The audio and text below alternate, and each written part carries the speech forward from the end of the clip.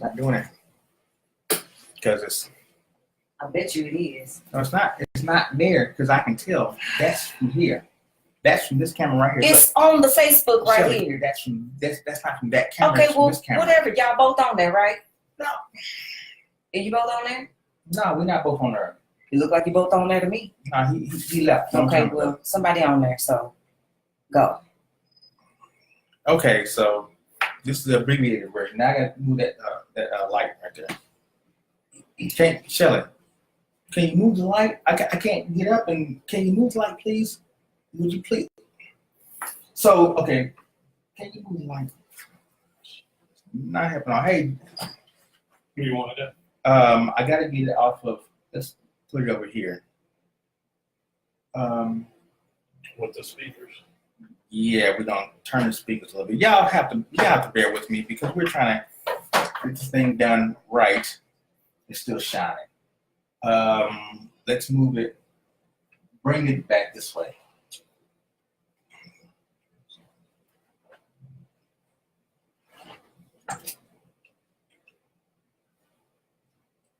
You see that it's still shining there? Yeah. Hold on, let me do this right here. Y'all have to bear with me for a second. This is a sports show, so in sports shows you have to do sporty things. Yeah.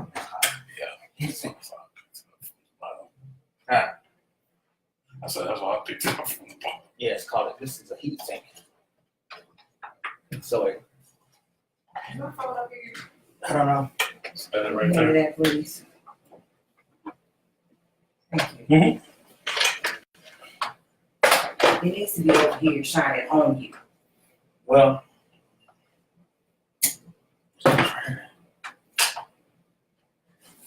Just bring the speakers. that's what and I'm gonna the do. mic over That's here. what I'm gonna do. Baby, we got people watching us.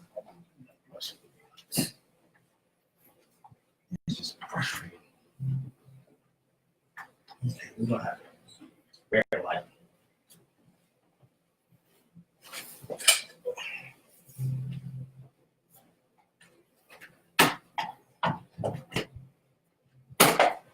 Drive right there. It's hot. Yeah, see. This is what we build at the job. It's gonna shine on you.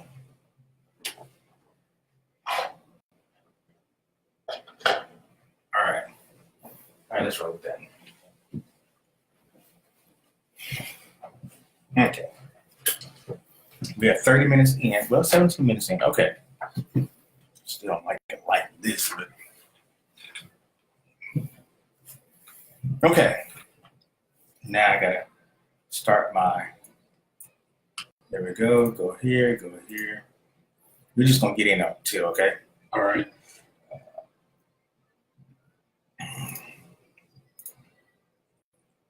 Okay, we're actually live now.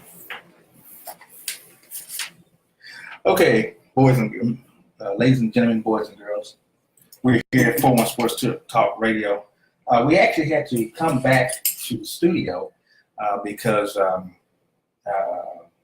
doing some brick house, which we look to see Friday, right? Yes. So you're gonna go Friday? No, they got that Buffet. buffet. Yeah, Yeah, I know about ain't that. nothing wrong with buffet, is it? Yeah, it's not. Ain't nothing wrong with a buffet. Semi-dieting right now. I don't need a buffet. Sounds good. My diet, Sounds good. I won't die. Okay, so we got to get into this thing. It's 7. What time is it? 7:18. Here at 41 Sports Talk Radio, PhoneRadioNetwork.com. We are on air. We're live. If you want to, if you're in your car or something like that, well, if you're at Facebook, you got to get in your car. Go to 41 Sports. Go to 41RadioNetwork.com so you can hear us live. We're broadcasting right now. So you see the set is a little short. We're short a couple of people. Lewis is in Costa Rica. Costa Rica on business. On business. I thought this was business. This is business. I'd like the Costa Rica business. Here, let's go do it in Costa Rica. Exactly. Yeah. On the beach. So he's on the beach in Costa Rica. The preacher had a battery issue with his car. Oh man. Sorry, preach. Yeah. So he'll be chiming in pretty soon. Security is doing security with the little one. Uh-oh. Yeah, so my granddaughter's here, so security is doing security with the little one, so. And the Chihuahua. And the Chihuahua, yeah. And then it's just me and you. Just us. It's just me and you. Just And the we got two a of us. lot to get into. Man. We've been off for 2 weeks. Weather. Weather, bad weather. Tuesday, on both Tuesdays, it rained like cats and dogs. Cats and dogs. And it was flooding. So we're back. I am here to talk about. So number one, we're going to talk about the Murray Cooper trade, which you didn't like. It's not that I didn't like it, but we'll get into it. Okay. So we'll talk about the Murray Cooper trade. We'll talk about where the Cowboys are now. They're 3 and 4. Mm-hmm. They're 3 and 4. Do they have a chance? Do they not have a chance? We'll talk about that. We'll get into the Mavericks because since we've been off, the Mavericks have played 3 games. Mm-hmm. They're 2 and 1. So that's good. Yes, it is. Yeah, it's better than what I thought they'd be. Well, not me. I thought they'd be about 2 and 1, but the Okay. one loss came to a team I thought they'd beat. Yeah, they got blown out by that one loss. And then the one win came against the team I thought they'd lose to. Okay, so they're right where I thought they'd be after 3 games. Okay, and then we'll get into there we go. So when I lay back, when I lean back, and y'all see those trophies right there? Those are bowling trophies. And this one right here, that one right there, that's a golf trophy right there, 2nd place. I'm just letting y'all know. It's working my thing. No basketball or football. You noticed that, right? Hey, bowling is a sport. Nerd sports. No, bowling is a sport. I'm just kidding. It's a sport. It is a sport. It is a sport. Yes. Bowling is a sport. Golf is a sport. It is. Very hard. Yes, it is. Matter of fact, Michael Jordan left basketball to play golf. Well, he didn't leave to play golf. Let's play baseball. He played, he did too good in baseball, but then he played golf, and he's pretty good at golf. Not bad. Yeah, Tony Romo is a golfer. Yep, he's pretty good. He's pretty good. So, golfing is a sport. That's a 2nd place trophy right there, so y'all leave me alone. Let's go ahead and jump right in with, we still have we've got 4 quarters. I'll do the 4 quarters, Okay. but we'll start with you All right. at the college roundup. What you got? Let's do this. I'm going to skip through the past couple of weeks. I will mention one thing, though. Oh, you lost. I'm sorry. The Oklahoma Sooners did lose to Texas. Yeah. Okay. Should I not say that? No, Okay. because that was 2 weeks ago. It still So happened. we're in the now. But it still happened. We're in the now. And that game was a good game. But we're going to get started with the upset of the weekend. Purdue. I don't know how they did it. I've seen Purdue play twice this year, and they're not a very good football team, although they have been winning here lately. But somehow they managed to beat Ohio State 49-20. Yes, you heard me right. 49-20. Isn't Urban Meyer, didn't he look like he got some issues going on? Yeah, a little bit, but I'd have issues too if my team gets stomped. He's sick too. At the time, Ohio State's ranked 2nd in the country. Everybody kind of had them penciled into the playoff because they didn't think they would be challenged until they played Michigan. But this loss, in my opinion, eliminates Ohio State from any chance in the playoff, even if they went out. What if they went out? Because you can't lose to an unranked team by 4 scores. Right, yeah, and then still. And call yourself one of the 4 best teams in the country. I mean, but it's Ohio State though. Yeah, I understand, and because of that, they'll get a look. But I think if you have Notre Dame with 1 loss, if you have Clemson finish with 1 loss, obviously Bama or LSU, and then a Big 12 1-loss team, Texas, or if you manages to get back in it, Ohio State's going to be odd man out. So let's say it's right here. I mean, just hypothetical. Hypothetical. Let's say the Big 12, in the Big 12, Texas and OU went out. Mm-hmm. Then you got the championship. Mm-hmm. And Texas beats OU. Texas will be in the playoff.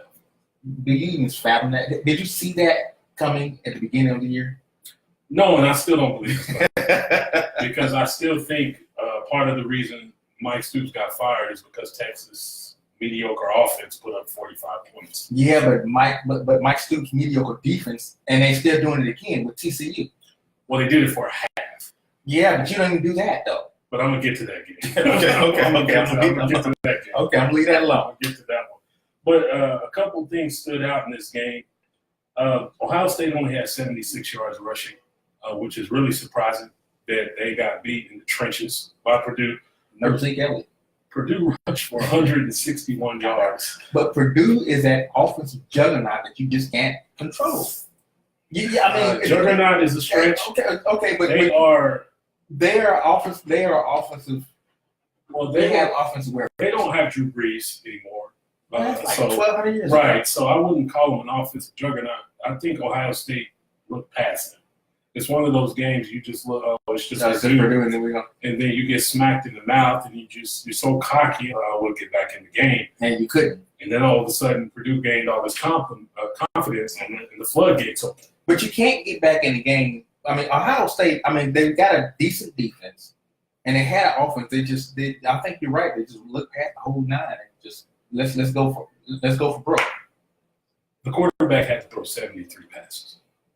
Yeah. When is an Ohio State football team from a quarterback throws 73 and therein lies your issue. Exactly. Therein lies the issue when he had when every drop back was thrown.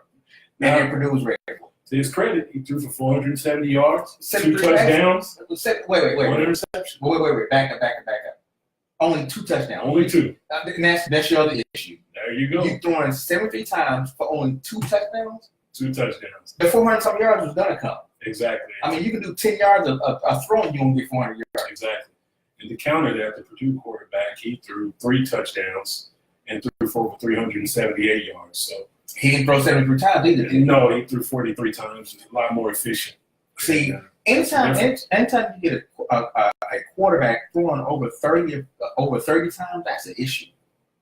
Yep. That's a huge issue. Anytime you get a quarterback throwing over 30 times. unless you're Texas Tech, because that's what Well, you're yeah, Patrick Mahomes showed that. Yeah, that's what Texas Tech does. They're a throwing team, and any quarterback that is under Mike Leach throws the ball a lot as well. Yeah. He's out there in Washington State. I mean, I still love Mike Leach. I think he's And great. look at the other Texas Tech quarterback, Andy Dawson. TCU. He went to He TCU. went to TCU. Mm-hmm. Who's the other? Dawson. There's another Texas Tech quarterback. Cliff Klingler, their head coach. He went there. He threw the ball a whole lot there. Baker Mayfield. A lot of people forget. Yeah, he he went started there at first. Texas Tech. Yeah, then he went to Oklahoma. Yeah, then he transferred. Yes, he did. He was with Patrick Mahomes, but Yep. he was under Patrick Mahomes. Well, actually, he was starting. He got injured. And he got injured in Patrick And then Mahomes. Game. he transferred. And then he wanted to transfer. Yeah, okay. But I mean, shoot, Oklahoma either transfer in or transfer out because they transferred out another quarterback, Troy Aikman. Yeah, Barry Switzer nicely sent him to UCLA when Jamel Holloway got in there and started lighting it up, and he said, "Yeah, Troy." And then going to Oklahoma. Troy never forgave him. No, he sure didn't. Well, even after started coaching for Right, he still never forgave him. Going at even Jamel Holloway, another Kyrie Murray. I think, Murray is a better Jamel Holloway. yeah, that's another thing I'm gonna get to here in just a second. I'm on that one. I want to get into the rivalry game of the weekend. You had Michigan State against Michigan. Yeah. Michigan is a legit playoff contender. Yeah, They are a serious. That wasn't even close. The score doesn't do justice how dominant this performance Exactly. was. I agree. They won 21-7. Michigan State had 94 yards of total offense. Yeah, and I think the issue was that they were in a rain delay, and because they were in a rain delay, it takes a lot of your steam off of it. Yeah, I'm not going to give them that excuse because Michigan had the same thing going. So, I mean, you have both teams dealing with the same elements. So I can't give them a pass on that. I think Michigan has found who they are. And had they found this earlier in the season, I fully believe they would have beaten Notre Dame. Mm-hmm. But they found their identity. They are a power run football team. And the discrepancy in total yards, and what's more impressive, they had the ball for 41 minutes of this football game to Michigan State's 18. And to have 4 quarters in college football and only give up 94 yards of total offense, that's about as impressive a defensive performance as you'll ever see. You can't do that in NFL. So I think people better start paying attention to Michigan because Michigan's for real. Yeah. I can't wait to see them in Ohio State. Right. Let's look forward to that. That's going to be good. Now to Oklahoma and TCU. You know, Mike Stoops got fired over the bye that the Sooners had. Right. They go into this TCU game Everybody's looking forward to seeing what the defense can do because it's been proven our offense is unstoppable. I mean, you can't keep us from scoring 40. But the problem is you got to stop your defense, and they have to do that. So they go into this game, they jump out to a pretty significant lead, 28-14. The very unproductive quarterback they had in there, they benched for a quarterback named Collins. A back who's a true redshirt. Yeah, and the Sooners, I didn't expect this quarterback. He comes in here and he's throwing the ball accurately all over the place. And the next thing you know, you go into the half, 28-24. I received a text from my compadre here. And he said, "Hey man, what's going on? You scared?" You know, and I'm thinking, yeah, this is kind of it's kind of scary. I'm trying not to curse people, but I wasn't too thrilled. You didn't have a TV to throw up against the wall, right? I wasn't thrilled at all. And then in the second half, I don't know what changes they made defensively because I was kind of watching it while I was working. But whatever they did worked because TCU scored 3 points in the second half. And Oklahoma, ran away with the game. And they absolutely dominated the physical part of the game. They rushed for over 300 yards. They threw for over 200 yards. And I think Kyler Murray, I know they lost to Texas, but he needs to get some Heisman love because he's been spectacular this year. I would say that spectacular. I would say that too. Not the leader. He's not the leader. No. I mean, but he definitely should. I would even go get back an invite to New York. I would go back to the Texas game. Mm-hmm. And he just took over that game in the fourth quarter. He did. He truly took over that game. And, I mean, you saw his speed. The only thing about Kyler Murray is I look at is, his height is a deficiency for him.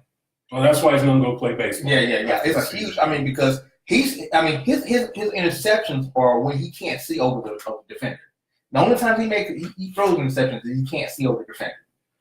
But because his passing, the way he passes is he'll sit back and stop, and he'll drop the back leg. But when he drops the back leg, his whole body goes down.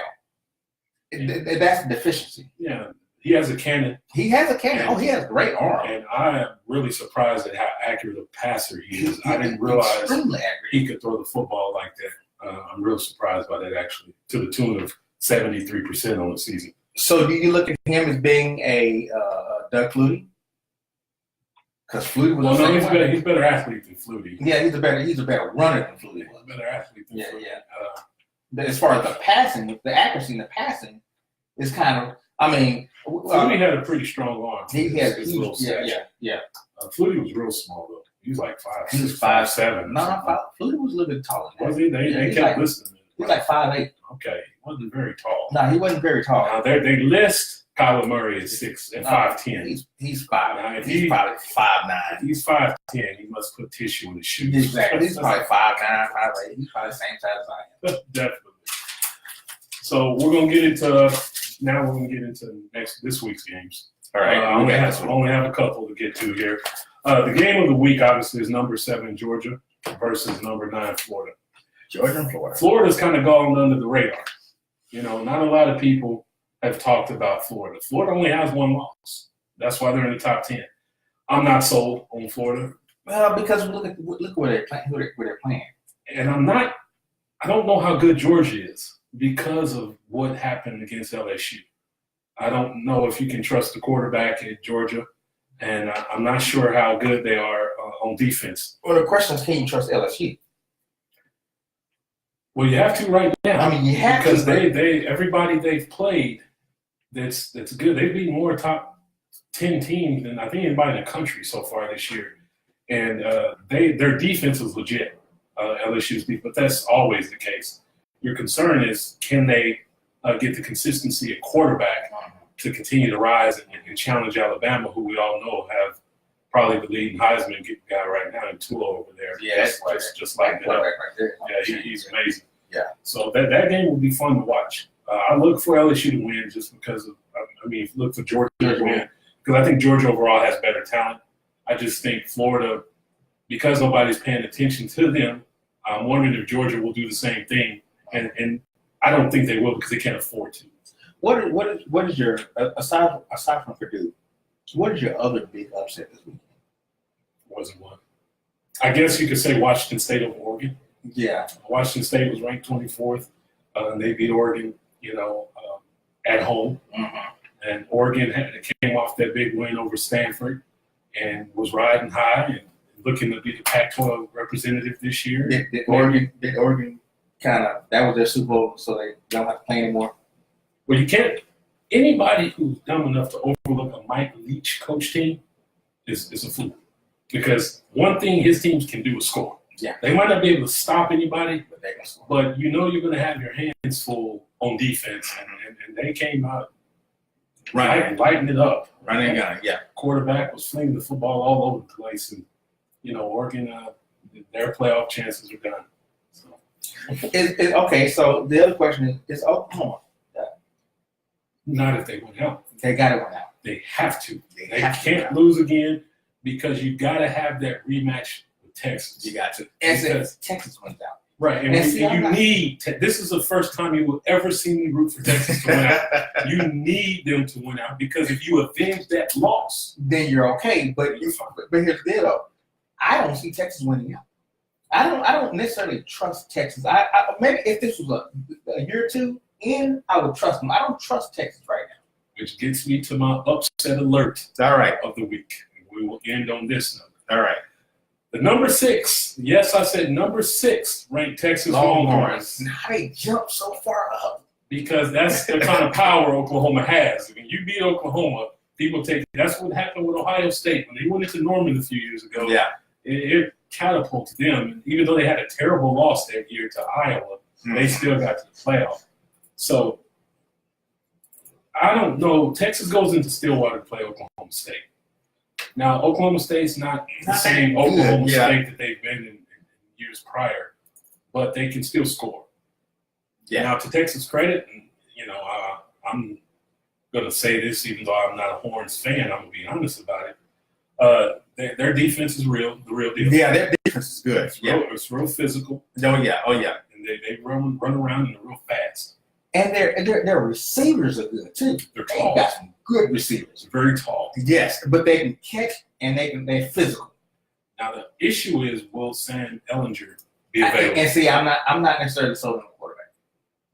Well, you want him in there over the backup because the backup can't move around at all in the pocket. And the difference, the problem that Ellinger brought to Oklahoma is his ability to move around the pocket. Mm-hmm. And if you don't have that element in Stillwater, you may have some issues there. Yeah, I'm not sold on the quarterback though. I'm still, even though you want the backup, I'm still not sold on the quarterback though. Yeah, I'm not 100% sold either, but this is more of a upset alert and not necessarily an upset pick.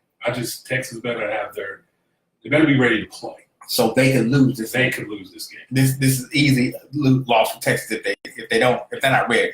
If you look past this game because you're riding high with the Oklahoma game, you had a bye, everybody's telling you how great you are, Texas is back and all this good jazz. And you don't show up in Stillwater. Yeah. To me, it's all for nothing. Exactly. And I agree.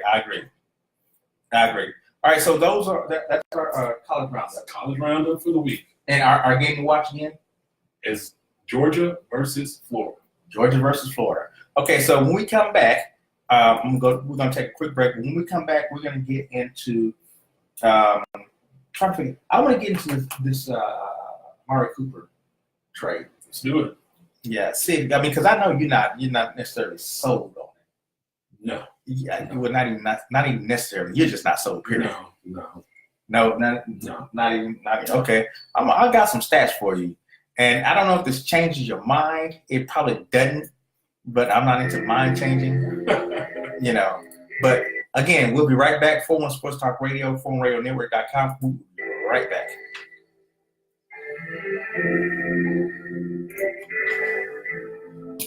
All right. Rest in peace, Rick James. Mary Jane. Yeah.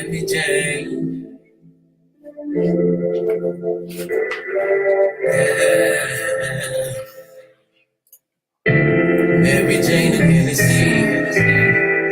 Let's elevate together. Girl, with you and me, we stay on the same level. We both love Mary Jane. elevated just the same way.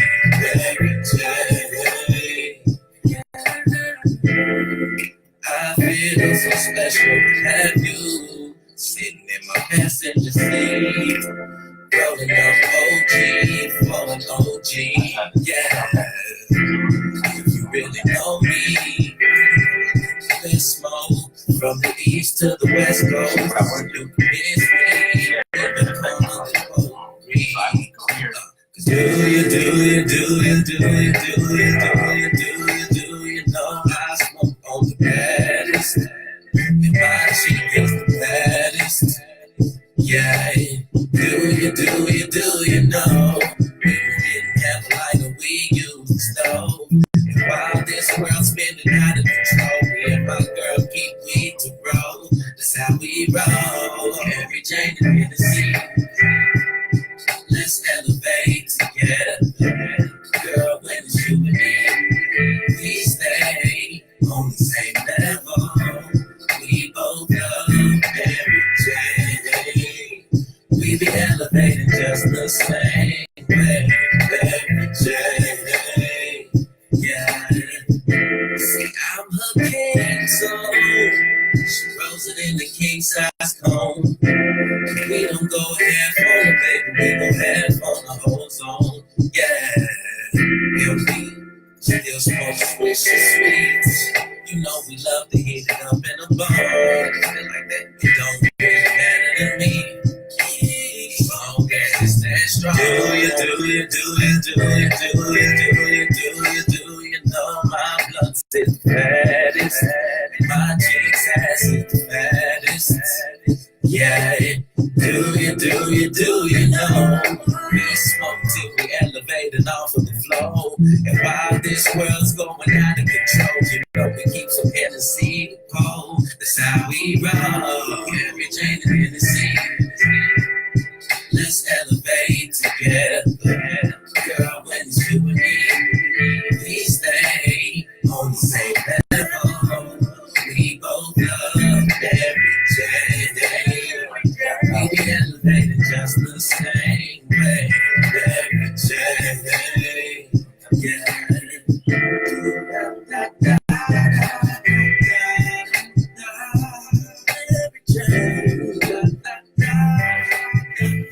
All right. We're back. 41 Sports Talk Radio, ForumRadioNetwork.com. We are back in the mix. That was Ace the Choir Boy with Mary Jane. That was a tribute to Rick James there. Rick James. Yeah. A tribute to Rick James there. Okay, so big news comes down with the Cowboys. Yes. After they lost to the Washington Redskins in 2017, it was obvious that they needed help.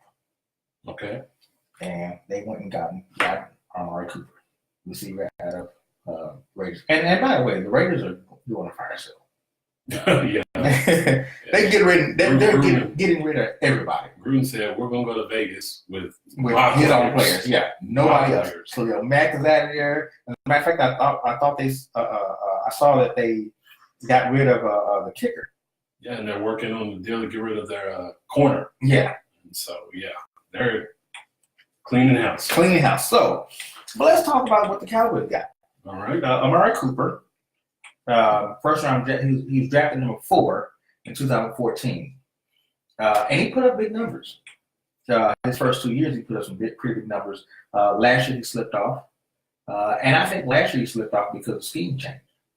You know, so his targets were what they used to be. But so let me ask you a question first and start with this. Are you okay with Amari Cooper? Are you okay with them picking Amari Cooper up? No. Okay. Give me why. Because they gave up a first round pick. Okay. Can I counter with that? Yes. All right. Cooper's 24 years old. Mm-hmm. When you're in college, if you play all 4 years, let's say you go to college at 18, let's say 18, 19, you kind of get out of college at 23, 24. You are a stud at college, and you first round draft choice, because Cooper was a first round draft choice. Okay, so that's pretty much what they got is another first round draft choice, and Amari Cooper. Okay. Or you don't believe that though, do you? No, Why not? because you just said so yourself. He had a good first 2 years, but he fell off a year ago. You blamed it on the scheme, but if you're a great receiver, it really does. If they change the scheme in Atlanta, I bet you Julio Jones But your still figures out a way to be great. But your targets got decreased by almost 40. I mean, they got decreased by almost 40 targets. What did he catch last year? Like 90 balls? No, last year he caught. Let's see. Last year he caught 48 balls. No, he caught more than that. No. He was targeted 96 times. So He caught 48 balls. He was targeted 96 times. okay, His targets went down. I mean, they just stopped throwing to him. And remember, it's more of a Dave Carr thing. right. I mean, because Dave Carr was not the same quarterback he was the year before. Remember that same year in 2016, it was Dave Carr and Dak Prescott was your two main quarterbacks. And they said, and Carson Wentz was there and he fell off. Right. So Dave Carr wasn't the same quarterback that he was in 2016. But I don't think Cooper was the same wide receiver. Dropped a lot of passes a year ago. Yeah, I know they go. I saw a few Raider games. Well, let me ask you a question: Is Amari Cooper better than what they have now? Is he an upgrade than what they have now? His name is an upgrade. No. So his productivity is not. Not last year. Okay. Would you go? So who you want, Dez Bryant or David Carr? I mean, or Amari Cooper? I don't mind having Amari Cooper. I don't want him for a first-round pick. If you told me they gave up a third to get him, that's one thing. I'm not going to get in. I think it's pointless to sit here and say, well, 2 or 3 years ago, he was a first-round pick and he put up good numbers. I don't care. What have you done for me lately?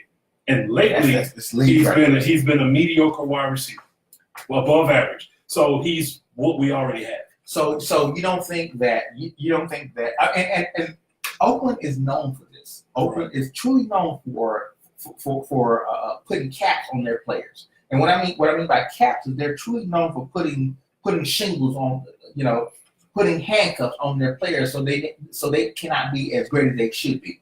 Okay. They're totally known for that. Okay. And we don't think that happened in Oakland. I mean, shoot, look, Khalil Mack. They're doing a fire sale. They're getting rid of everybody. So they're not going to parade players out there to say these are great ones. So let's keep them. No, they're putting handcuffs on them. I mean, they're handcuffing all of their players to say, hey, I mean, look, Marshawn Lynch, I don't know if he's got another year now. All the more reason you shouldn't have given up the first round. Here's what I say. So the Cowboys, they have 4 draft picks. They had 5 draft picks left for 2019. They've got 4 now. Okay, so you got a second, a third, and fourth, and fifth, and that's it. Okay, what's out there now that can be proven that can be proven next year? Because we're waiting for next year. Let's say we don't give up the first round pick, and you don't get Amari Cooper. You still got the same product on the field today. Right. Do you roll the same product that you have on the field, knowing that you're not going anywhere anyway? Yes. Look, I don't know if anybody watched that Washington game. Dak threw for 273 yards. Yeah, they could have beat Washington. Michael Gallup was getting targeted and making plays. He's going to be good. They rediscovered Cole Beasley. And Hearns, people wasn't paying attention. Hearns threw ran 3 or 4 good routes. And Dak hit him. They have to let Dak loose. You have to let him fling the football. He is so programmed to be safe with the ball. But he will see it, and you will watch him pull it back down. But that's the same. Dak is the same player he was in Mississippi. In Mississippi State, he was the same player he was 2 years ago. He was one of the great. We was praising Dak's name. He's not changed. But he would throw the football downfield. The issue is this right here. To me, I think the issue is this right here. You have no receivers. You got Michael Gallup, and we're starting to discover him. You got Cole Beasley. I mean, and no one can really cover Cole Beasley. No. I don't understand why they can't. But you still have it in the middle. You put Amari Cooper on that outside, then look, Washington was putting 10 people in the box. 10 people, because you know what? They did not respect that downfield game. They did not respect the passing game. I guarantee you. You should have beat them. Yeah, they should have beat him, but and the reason why they didn't beat him because the dang referee called the penalty. You know, missed field goals. Well, no. The penalty that the referee called shouldn't have been a penalty. Right. Because Labs, was it Labs or was it? Yeah, I know you're talking about. Yeah, he does that all the time. Absolutely. Yeah, he's been doing that for 14 years. Yeah. And Washington said, hey, watch him move the ball. So as soon as he move the ball, you're going to call a penalty. They should have won that game. But what I'm saying is this right here. You put another threat on the field. And do we say, you know what? We're not going to get this threat. We're going to keep what we have. And we're going to allow defenses to put 8 men in the box, 9 in the box, 10 in the box. And because they don't respect our passing game, we need somebody on the outside that's going to allow for them not to respect our passing game. Amari Cooper does that. Well, they still not going to respect the passing game until you show you can throw the ball down. And Michael Gallup, with Gallup, that's one. With Cooper, that's going to be another. You put them 2 on the outside, and then you got Cole Beasley on the inside, your third down receiver, and shoot, Swan, the tight end is starting to show up. If he's okay. He did get injured. Yeah, he did get injured. Yeah. But I mean, you still got Beasley. You put them 2 on the outside, and then just say, Cooper, go long.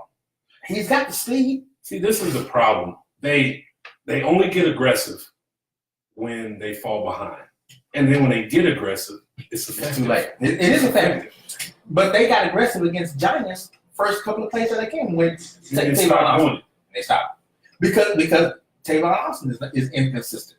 You have to figure out because you're about to have to pay that a lot of money. Yeah. So you need to figure out if a game is on the line, are you willing to let the handcuffs off and tell him that go do you? You can. I'm sorry. The problem is offensive line is not what it used to be. It's okay. That's why you have him at quarterback. So he can run. So he can move around. So he can take off running if he has to. You can take the handcuffs off of him, but wouldn't it be better if you took the handcuffs off of him with Amari Cooper and without him? But see, again, you drafted Michael Gallup. Throw him the football. They started doing it now. Throw him the football. They started doing it now because throw him the football. Because he started him in. He started. You know, it's hard for. I ain't gonna say it's hard because Calvin Ridley comes in and but Calvin Ridley comes in. He has 6 touchdowns. You know, but the same amount of passes that Amari Cooper has. That's not a fair comparison, mainly because he has Sanu and Julio Jones on the outside. Yeah. So nobody even looks. Nobody's paying attention. They don't even pay attention. Yeah, they don't pay attention. I mean, just think about it. Julio's got almost 820 yards receiving, no touchdown. Yeah. Come on, man.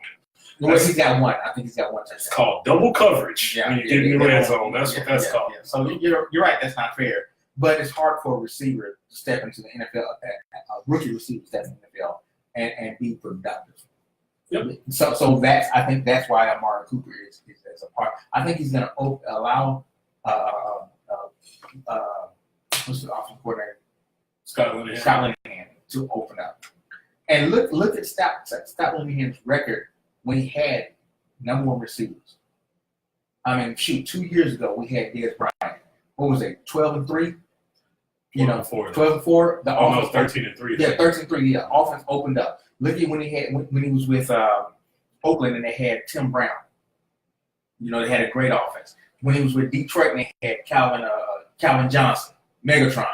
You know, he was up, and when he was in Minnesota, they had Randy Moss and Chris Carter. Yeah, but I don't know if Amari Cooper is on the level of those players. I don't know. I don't think he's on that level. But I would say this right here: he's a better route runner than Dez Bryant.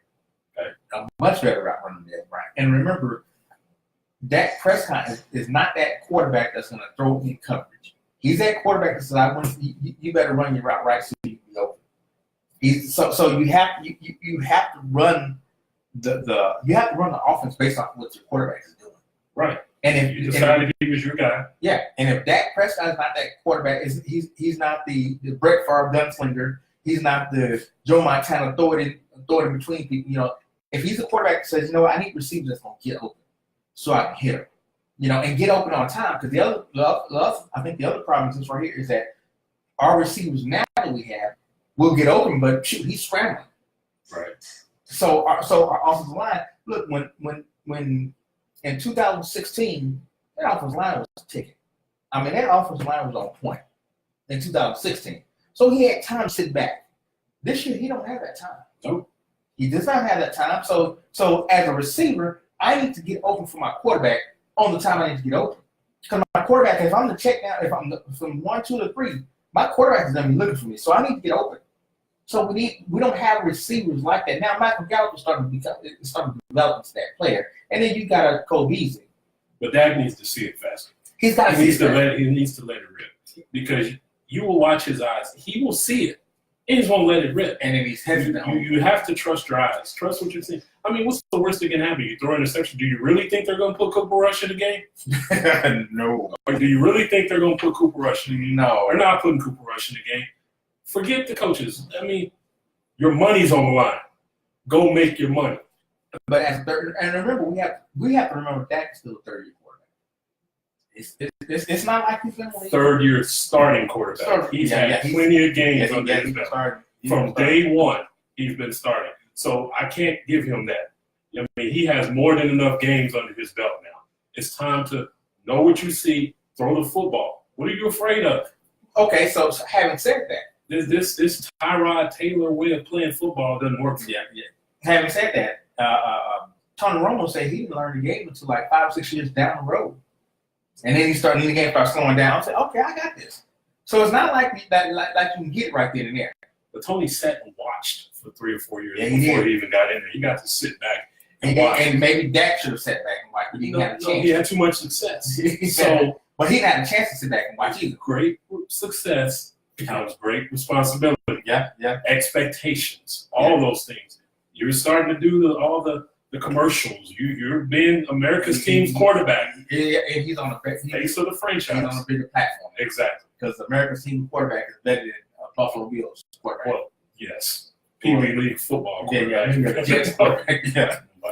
Okay, so let me give you some numbers real quick, okay? And you tell me who you want. Okay, all right? It's 2 receivers. You tell me which one you want. And I'm going to do 3 years. Okay. First receiver, 31 receptions, 401 yards, 3 touchdowns. 72 targets. Okay. That's the first receiver. Still the first receiver, 50 receptions. This second year, 50 receptions, 796 yards, 8 touchdowns, 96 targets. Okay. All right. And first receiver again, third year, 64 receptions, 838 yards, 6 touchdowns, 132 targets. Okay. That's your first receiver. Okay, your second receiver, 72 receptions, 1,070 yards, 6 touchdowns, 130 targets. Okay. 83 receptions. Second year, 83 receptions, 1,153 yards, 5 touchdowns, 132 targets. And the third year, 48 receptions, 680 yards, 7 touchdowns, 96 targets. Which receiver you want? Well, I'm assuming the second one is Cooper. Those are clearly better numbers, so I want that guy. I'd like to know who the first person is. Dez Bryant. Okay. Yeah, Dez was on decline. Yeah. It was a slow decline. And he's older, too. And I think the reason why this deal was made, too, is because of Cooper's age. Right. He's only 24 years old. So he had not even reached the peak of his career, the highlights of his career. And I understand that. It's the first round pick that I don't like giving up first round picks for receivers because he's not Megatron. He's not Randy Moss. Well, let me ask you a question. If them bringing in Cooper Rush puts this offense to in a different stratosphere, so to speak.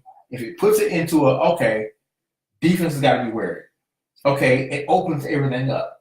Does that make sense then for this year for the Cowboys? Because I think the Cowboys are banking on, and Jason Garrett said this earlier. He said that he could be a cornerstone for this offense. You remember the big three: Michael Irvin, Emmitt Smith, Troy Aikman. Can he round out the big three? No. Okay, let's put it this way. Cooper has to come in here and show that he can do something in this offense. Because even if he can, they still have to get him open, get him in matchups that we like, things like that to make him available to Dak. Because like you just said, Dak's not going to throw it to you.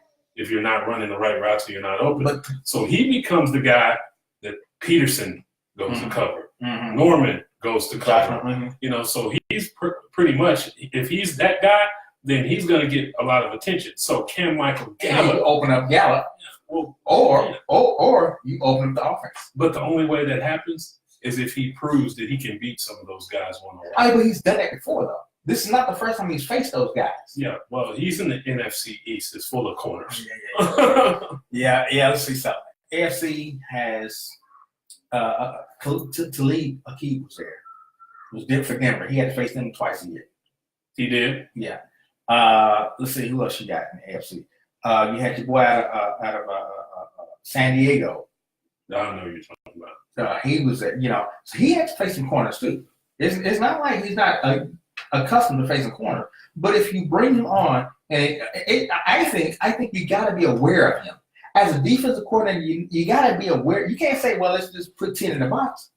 Because we might get, because Amari Cooper is one of those, and I've heard this from two different analysts at two different times. Amari Cooper is the type of receiver that can take the cap off of the defense, meaning that he can open up that defense to where, now, we're not cheating the safety guy. I've heard this from two different analysts that says that. He has to come in here and do it. I think he will. He has to come in here and do it. And there's nothing to me that says he won't.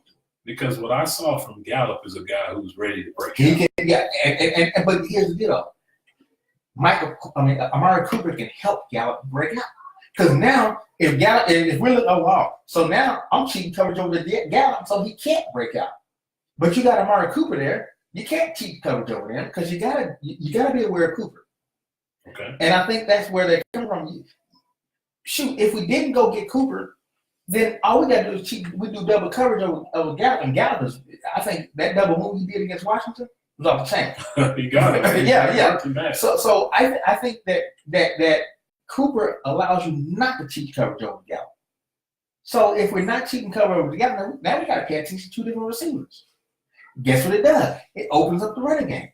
So now I can't put 10 in the box, 8 or 9 in the box. I got to keep it because I got to pay attention to the receiver. And I'm sorry, somebody's going to start paying attention to Cole Beasley. They're still a running team. Yeah, they are, and that's okay. And people are initially still going to, until they have a game or two in a row where they really light it up, teams are first and number one priority is still going to be Zeke. And they're saying, do it. Right. And the Cowboys say, okay. And this puts more pressure on Prescott than anything else. Right. Now we got your receiver, number one receiver. Now let them come up, and I need you to understand, okay, come on, bring it. Because now it's not like Dak Prescott is a bad quarterback. He throws a great long ball. He throws a good deep ball. You know, he throws short passes. It's not like we're dismissing Dak Prescott as if he's a sorry quarterback. Right. And I don't think he is. Well, a lot of people like to throw out the word trash when they talk about Dak and whatnot. There's some sports groups that I've been involved with and argue back and forth. And the constant thing, he's trash, he can't throw.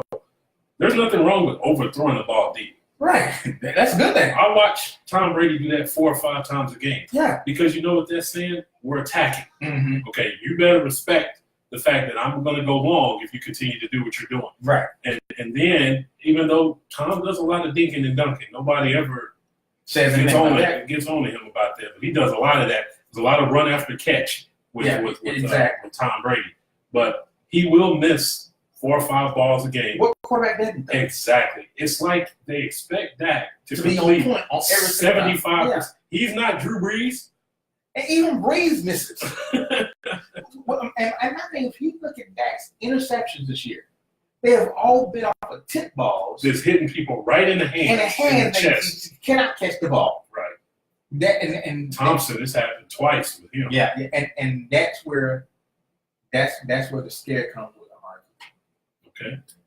Because he will drop a ball, and that's where the scare comes. Right. I would say this right here: do you take that scare, or do you take he can stretch the defense? Which one you want? Well, I want the ability to stretch the defense, put the pressure on the defense, and I'll let you drop a ball every once in a while. Right, it's gonna happen. Because no receiver is Johnny on the spot catching everything. So I mean, I like the trade. I know we gave up a first round. You know, That's what I don't like. Let the record show, Cowboy Nation. It's the first round the pick. problem is they're that we playing gave up. for this year and not next year. Right. And if I'm playing for this year, and I feel like that, all I need is a receiver that can stretch the field, so I can get my running game up to where I need to get it.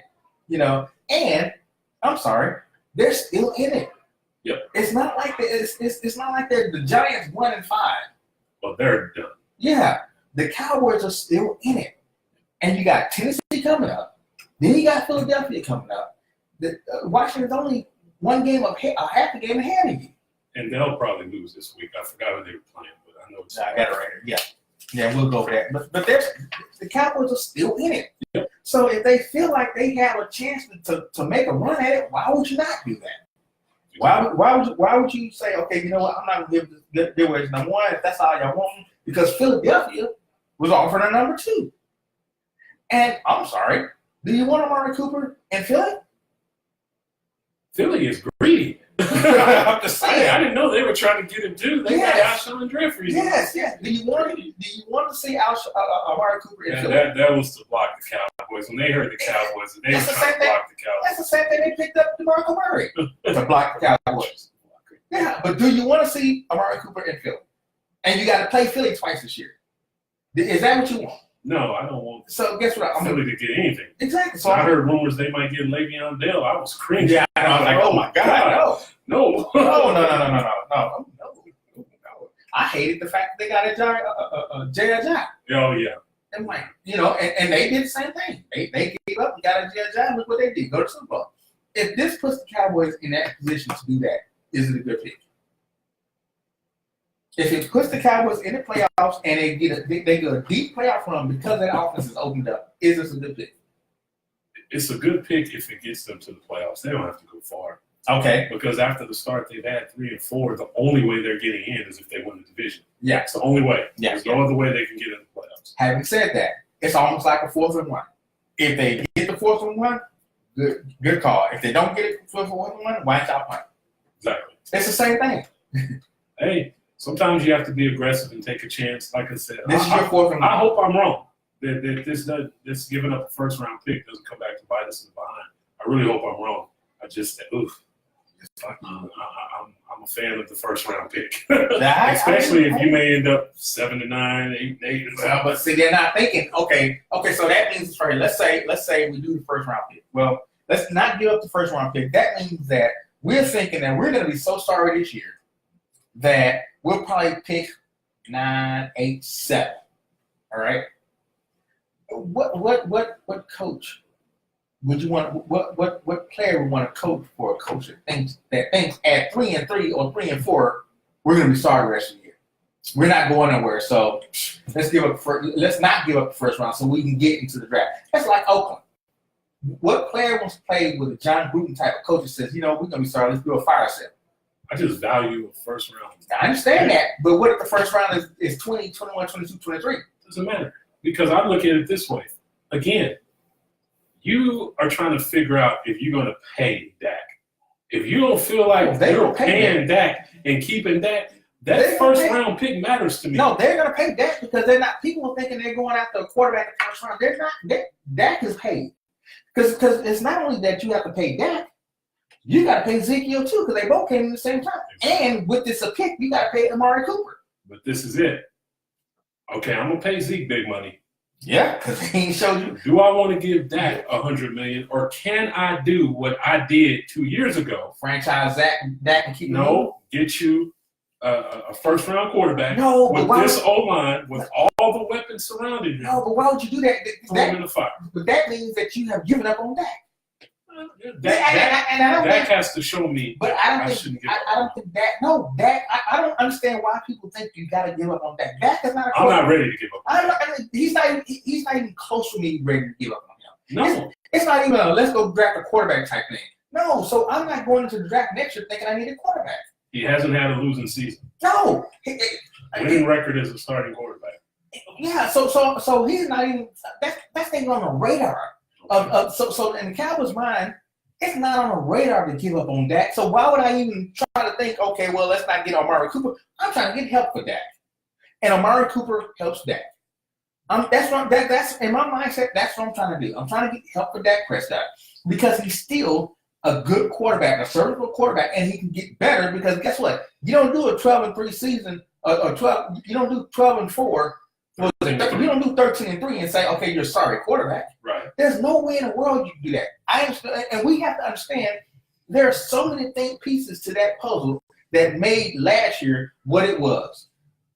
Ezekiel Elliott out.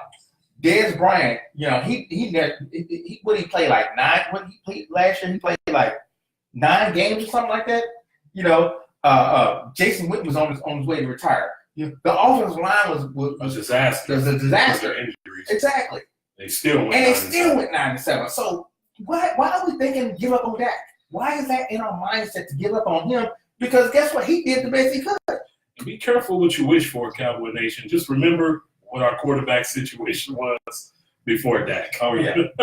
Without Tony. Yeah, without Tony, we had Brandon Wheaton, we had Matt Kitna, Matt Castle. We had all these and our quarterbacks coach, too, Kellen Moore. Yeah. We went through all this, so no. And guess what? Dak Prescott came in as a 4th rounder who hadn't seen any type of NFL experience. He wasn't going to be a first round. He wasn't going to be the second string. He's going to be a first string quarterback. If that and Matt Moore gets hurt, he comes in the Seattle game and look what he does. We got to stop being this knee jerk type of a fan that says, "Oh my God, Dak!" No, Dak. You put weapons around him, just like you put now. Tom Brady and Aaron Rodgers are the exception to the rule. You don't need necessarily. I would put Drew Brees in there. Drew Brees too. You don't necessarily need to put weapons around them and make them good. But here's the deal, though: when they first got in the league, you had to put weapons around them. When Tom Brady first got in the league, yes, he had Terry Glenn. He had first of all, his coach was off the chain. He had a bunch of. And then you had Randy Moss, Deion Branch, Randy Moss, Troy Brown. He had a bunch of little guys. Yeah, but still though, you put them on the Cowboys. He got Moss later, but when Tom Brady first took over, that team had a bunch of little munchkin wide receivers. Yeah, but they ran routes. Kind of what they have now. But they ran clean routes. They ran pure routes, clean routes where they got open. But then as his career progressed, he started learning the defense. Say, okay, forget you just put somebody over there, Danny Amendola. And then Aaron Rodgers. Edelman, yeah. And then Aaron Rodgers came off of a Brett Favre type run offense. So I mean, these guys didn't just start out as superstars. Yeah, they ran their team. San Diego gave up on Drew Brees. They sure did. We drafted Phillip Rivers. No, they actually had Phillip Rivers and decided to keep Phillip Rivers and then let Drew Brees go. Which I know people are going to say was the wrong decision, but it wasn't. Phillip Rivers is a terrific. He's a good quarterback. Yeah, he's terrific. He's just in the wrong situation. You don't have anything around him. So what I'm saying is let's not give them that just because the offense is not moving. The offense is not moving because number one, the offensive line is not what it used to be. Number two is they have no star receivers that defenses are keen upon. They're not aware upon. So I don't have to worry about the receivers. I can do a man on man with Michael Gallup, which they're gonna stop doing that. But up to this point they figured they could because they did. Alan Hearns wasn't doing jack. Had a pretty good game. Right? Yeah, he last week, but that was it though. Before that, Washington wasn't scared of the Cowboys pass offense. No team up to this point has been scared of the Cowboys pass offense. None whatsoever. You got to put some fear in there. You got to, or they're going to continue to stack the box. And what's so bad about it is they stacking the box, and Zeke Elliott is still the second best running back in the NFL. He's still rushing 4.7 yards a carry. Now, let them not stack the box. What kind of we'll be feeding Zeke. It's when you're talking about an explosion, and you'll see. I guarantee you'll see it in Tennessee. When the plays are open, the explosive plays, but you have to make them. Yeah, exactly. Dak has to make the throw like he did to Michael Gallup. He's got to. You can't miss them. And it's been 2 weeks in a row he did this with Michael Gallup. You can't miss the throws when they're there. You have to hit them. And he has not did 2 weeks in a row. He has not missed the throws. Michael Gallup. This Gallup is gone. And if you just think about it, Joe, if Gallup starts developing into a receiver, and then you got Amari Cooper on the other side. First of all, there's no more pressure on Amari Cooper because when Crabtree left, everybody went over to Amari Cooper. And then I got something for you here. They go to that 4 wide, have Beasley and Austin in that slot. Yes, yes. On each side of those guys. Well, Now we're talking. if Austin can catch the pass when it gets he can get healthy. that too. That's been his problem his whole career. Yeah, if he can get healthy. But if you put Beasley and Austin in them slots right there and start running dang fake reverses to Austin, no. The old sweep through. Right. Play Austin the way he's supposed to be played. You know, I'm like this right here. I think this is going to be with the addition of Amari Cooper. And people are saying one person can change it. Yes, he can. With the addition of Amari Cooper, your safeties are not going to be able to cheat up to the line of scrimmage. One player can affect the team. He can. Look. I mean, a la Sean Lee. Do we not remember that Sean Lee leaves? Oh, yeah. And you They did. found his answer though. Yeah, but I do want to address that though, because you mentioned that in one of your posts. Yeah. We should have drafted a receiver. Yeah. Well, which one you want? You want Sean Lee? You want Van Der Esch? You want a receiver? You want Van Der Esch? If we don't have Van Der Esch, this defense is crappy. Right. We can blow it out. Van Der Esch is going to be a star. He's going to be a star. Now, but you draft the receiver earlier in the draft. Just not wait till the third, maybe go for one in the second. If there was one available in the second. Or even trade back up. I mean, Ridley went late in the first round. Yeah, but they didn't have. I think they tried to trade back up and couldn't do it. Couldn't get back into the first round. Really? Jerry couldn't do some of them stuff. Yeah. They tried, but they weren't offering what they was offering. What they didn't want to give up The house. Yeah, just to get back into the first round and get a receiver. Oh, yeah, I understand. Yeah, so okay, but guess what? Without Connor Williams, The offensive lineman? yeah. Yeah. That's, See, you needed that too. yeah, but he hasn't been very good. Yeah. He's another reason we lost to Washington. His penalties were just. Yeah, but he's been better than Chad Green and Well, yes. He's My been- son plays offensive line probably better than James Green. exactly. He's been an upgrade from what they have now. Right. So because of that, Dak Prescott's only getting sacked 6 times a game, not 12 times a game. And the sacks are not coming from that side; they're coming from Lil Collins' side. Yeah. And Collins is another one. And then Tyron Smith is not necessarily What he was. Yeah, what he was. Struggling right so far. So, Even though he's been healthy all year, he's like so you can't you needed your Connor Williams. You needed that, so okay, we got a plug in, and guess what? He's just gonna get better. He's just gonna get better. So you want Van Der Esch, and you want a receiver. Because if you don't get Van Der Esch and you get a receiver, guess what? Your defense is giving up the house. Definitely. And especially with Sean Lee going down. And they're thinking, we got a Sean Lee leaving, going down all the time, and we're not necessarily sure that Jalen Smith's knee is going to operate right. So you needed that insurance. That Van Der Esch pick was insurance. I think it was a great pick because Van Der Esch he's a good. He's been better than I thought he'd be. Yeah. So I mean, what do you do?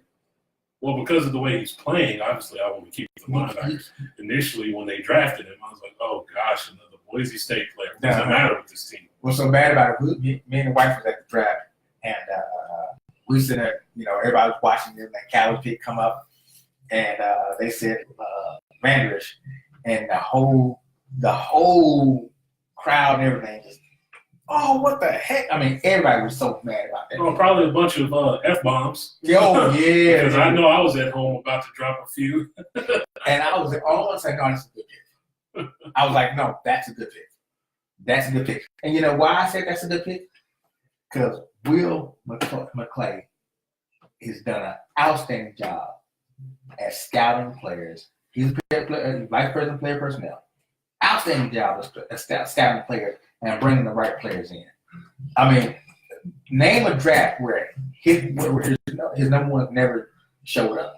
They've done a good job over the They've last done few a years. great job. They have. The number one, the number two, the number three. When they picked Jalen Smith, everybody's like, "What the heck? The boy is hurt. Why would you pick him over?" And they picked him over. Who's your boy out of Jacksonville? The linebacker out of Jacksonville.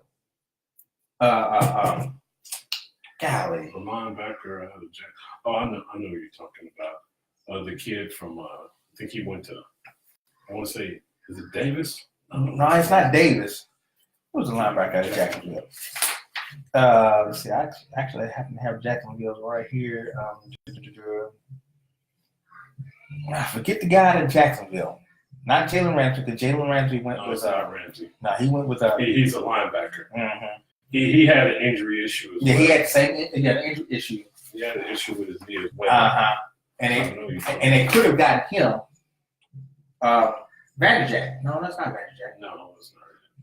I forget who he was. It'll pop up in our Yeah, but they picked Smith over him. They could have gotten him. They could have. But they picked Smith over him because they said, okay, but that's a Will McClay thing. It is. That's a Will McClay thing. And you go back to who they picked last year. It was Miles Jack. Miles Jack, yeah. That's what I thought. Miles Jack. Who they picked last year? So last year was the who was their first round last year? The Cowboys? Yeah. First round pick was Van Der Esch. Okay, year before that. Year before that. No, that was Ezekiel Elliott. No, not the year. Not the year before this past season. That was Van Der Esch. Oh yeah. That was Ezekiel Elliott. That was his rookie year. His rookie year. Zeke's third season. So this And then last year, this past draft was Van Der Esch. Yeah. The year before that was Okay, the year prior to that, in the first round, Cowboys take because they didn't have a real high pick because they were. Well, yes, they did. Well, no, they were 9-7. No, they were 9-7. No. 9-7 was last year, so they took Van Der Esch this year. Van Der Esch. The year before that, they were 12-4. 13-3. 13. So that was the rookie year then. This is their third season right now that they're in. No, because Ezekiel Elliott went number 4. He went number 4. So that was the year before when Trey, I mean not Trey, but Tony Romo was hurt. Yeah, yes, because they're throwing all those random quarterbacks. Yeah. So then they was 4-12. They had a losing season. Then they was able to pick up Ezekiel Elliott. The next year they picked up. Was that DeMarcus Lawrence, or was he prior to that? You know what? They may have been. No, it wasn't Lawrence. That was not Lawrence. I'm gonna find out. I mean, that's gonna drive us all crazy. Yeah, it definitely drive me nuts. I'm not gonna lie. Yeah, I'm gonna find out now. Let's see something here. That's for sure.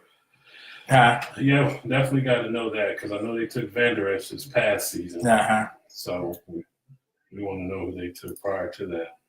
So was it? I'm trying to figure out. Did they go offense last year? Year before last? This is the first time they picked defense. Well, I know they didn't. Did they even have a first round pick? And that means that. I think wasn't that the year they took Taco? Was it Yeah, Taco? Taco Charlton. Was it Taco? Okay. Yeah. Okay. I had to think. I was like, Yeah. It was. Yeah, and that was the second round. first. No, that was a late first round. Late first That was round. late first round. Taco. Where's he been? I don't know. He's done that. That's the one that disappeared. If you want to look at a bad draft pick, or a pick that's not working, that would be one of them. He's shown flashes. I know he did it in the preseason. He did it at the start of the season, the first couple of games. He's been kind of missing in action. Yeah. And so is Lawrence. Lawrence DeMarcus has been kind of, Lawrence, as far as sacks are concerned. He's still getting some showing up tackle for everywhere. losses and Yeah. things like that. But the sacks have gone down over the last couple of games. So Exactly. Yeah. they've this is what happens when you raise havoc. You become a priority to the team's offensive line. They start focusing You on pay it. a lot of attention. But that's good though because everybody else is getting it. So you expect Randy Gregory to eventually But do Randy something. Gregory, I think he had David Irving to get back in his groove. Yeah, Randy Gregory had a knee. He had minor knee surgery. No. Okay. So I mean, but you still want them to get back in their grooves. All right, so let's go. All right, so let's do this right here. Let's take a quick break, and then when we come back, let's get into the NFL. Let's do it. Let's get into the NFL. I Okay. love the NFL. Yes, we do. Yes, we do. I'm going to stay on the same. I'm going to stay on the same artist this year. This time. This one. If I go there, if it happens work, if it works right. There we go. Okay. Maybe I'm not going to stay on the same artist. I thought I was.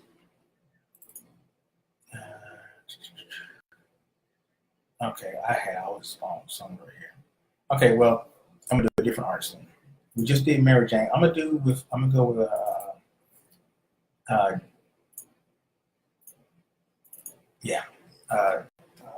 Rush Jennings. Like Jennings. Got to meet him. All right. This has been Sports Talk Radio, forumradio.com. I ain't even mad, you don't know. I ain't even mad that I'm watching those drinks. Maybe it's a fact. I'm a good case. That's what we made. The shit shows me. Baby, you would do better if you know better. But get it, Mr. Screw Girl, I'ma go get it. I bought a couple drinks. Something to be sauce to a bar. Something to be out of city in the sky. Cause baby girl, I can fly. I'm something like a star.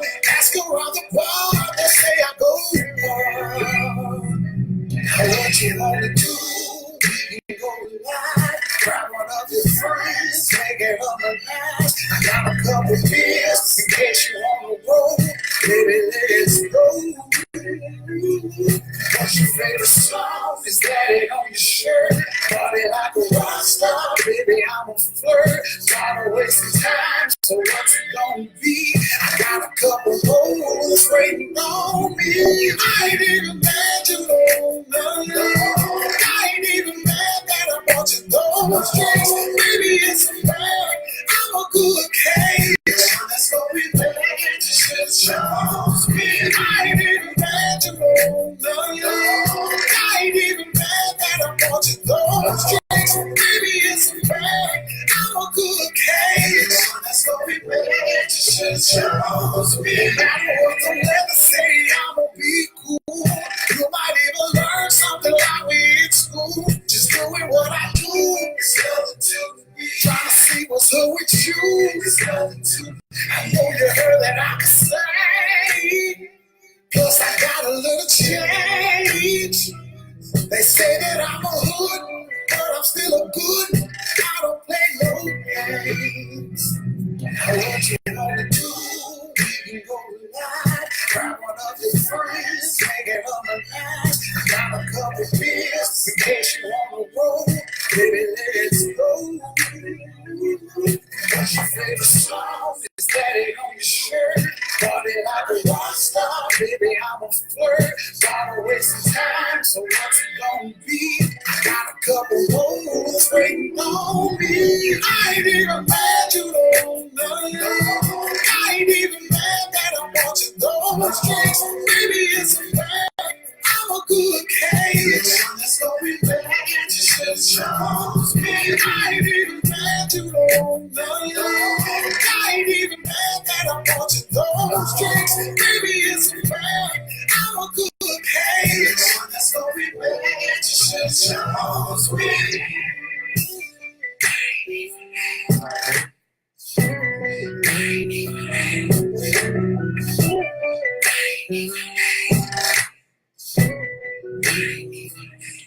All right. That was Jennings, Rush Jennings, Life Jennings brother. I don't know if he wants to be known by Life Jennings brother. Now he's trying to make his own way. All right. So However you can get recognized. Rush However you can get recognized. Yeah. I ain't even mad.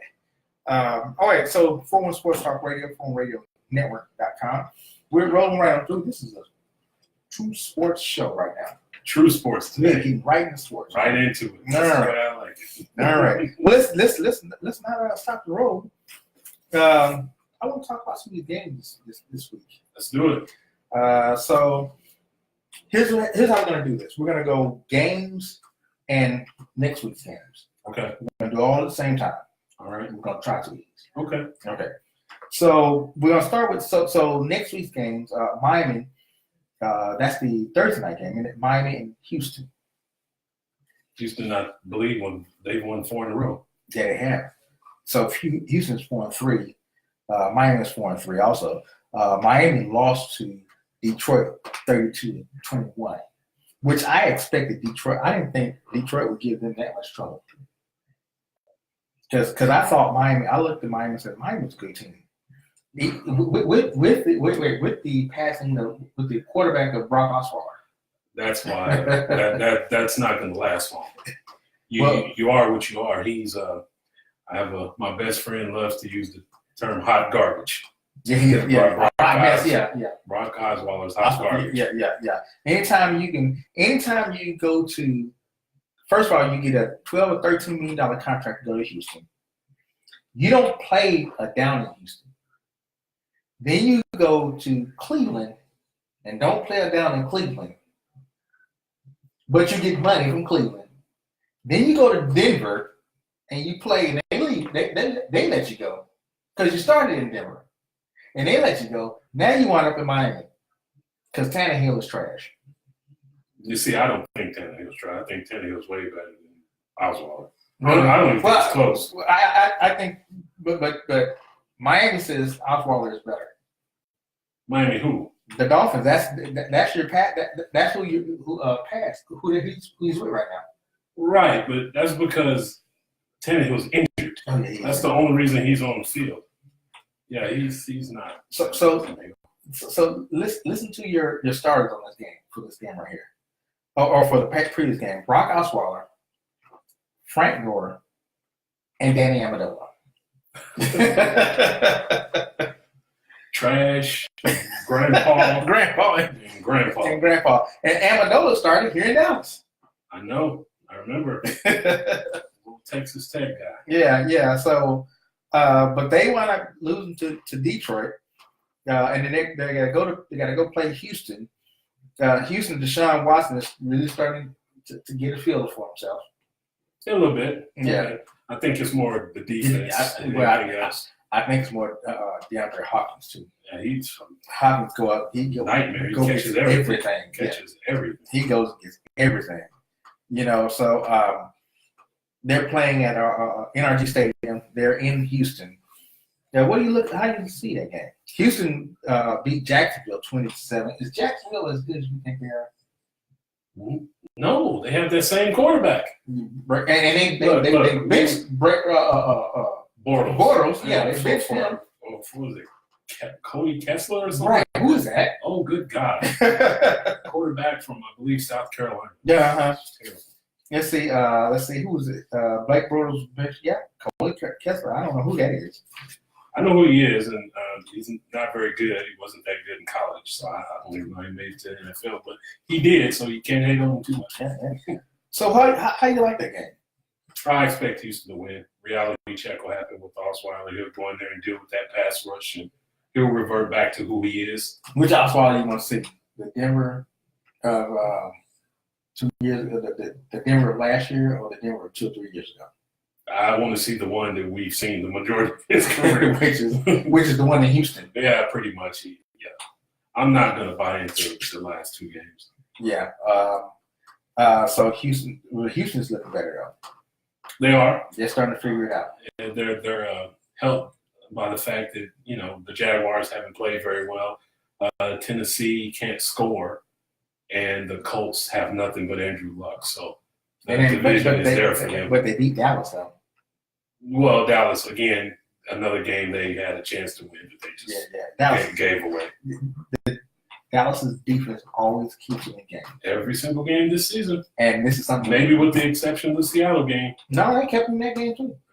They gave up a couple of terrible big passes. Yeah, they did. They did. Maybe they give up 1 or 2 every game because they've been doing that. Well, what they've been doing is keeping teams out of the end zone. Right.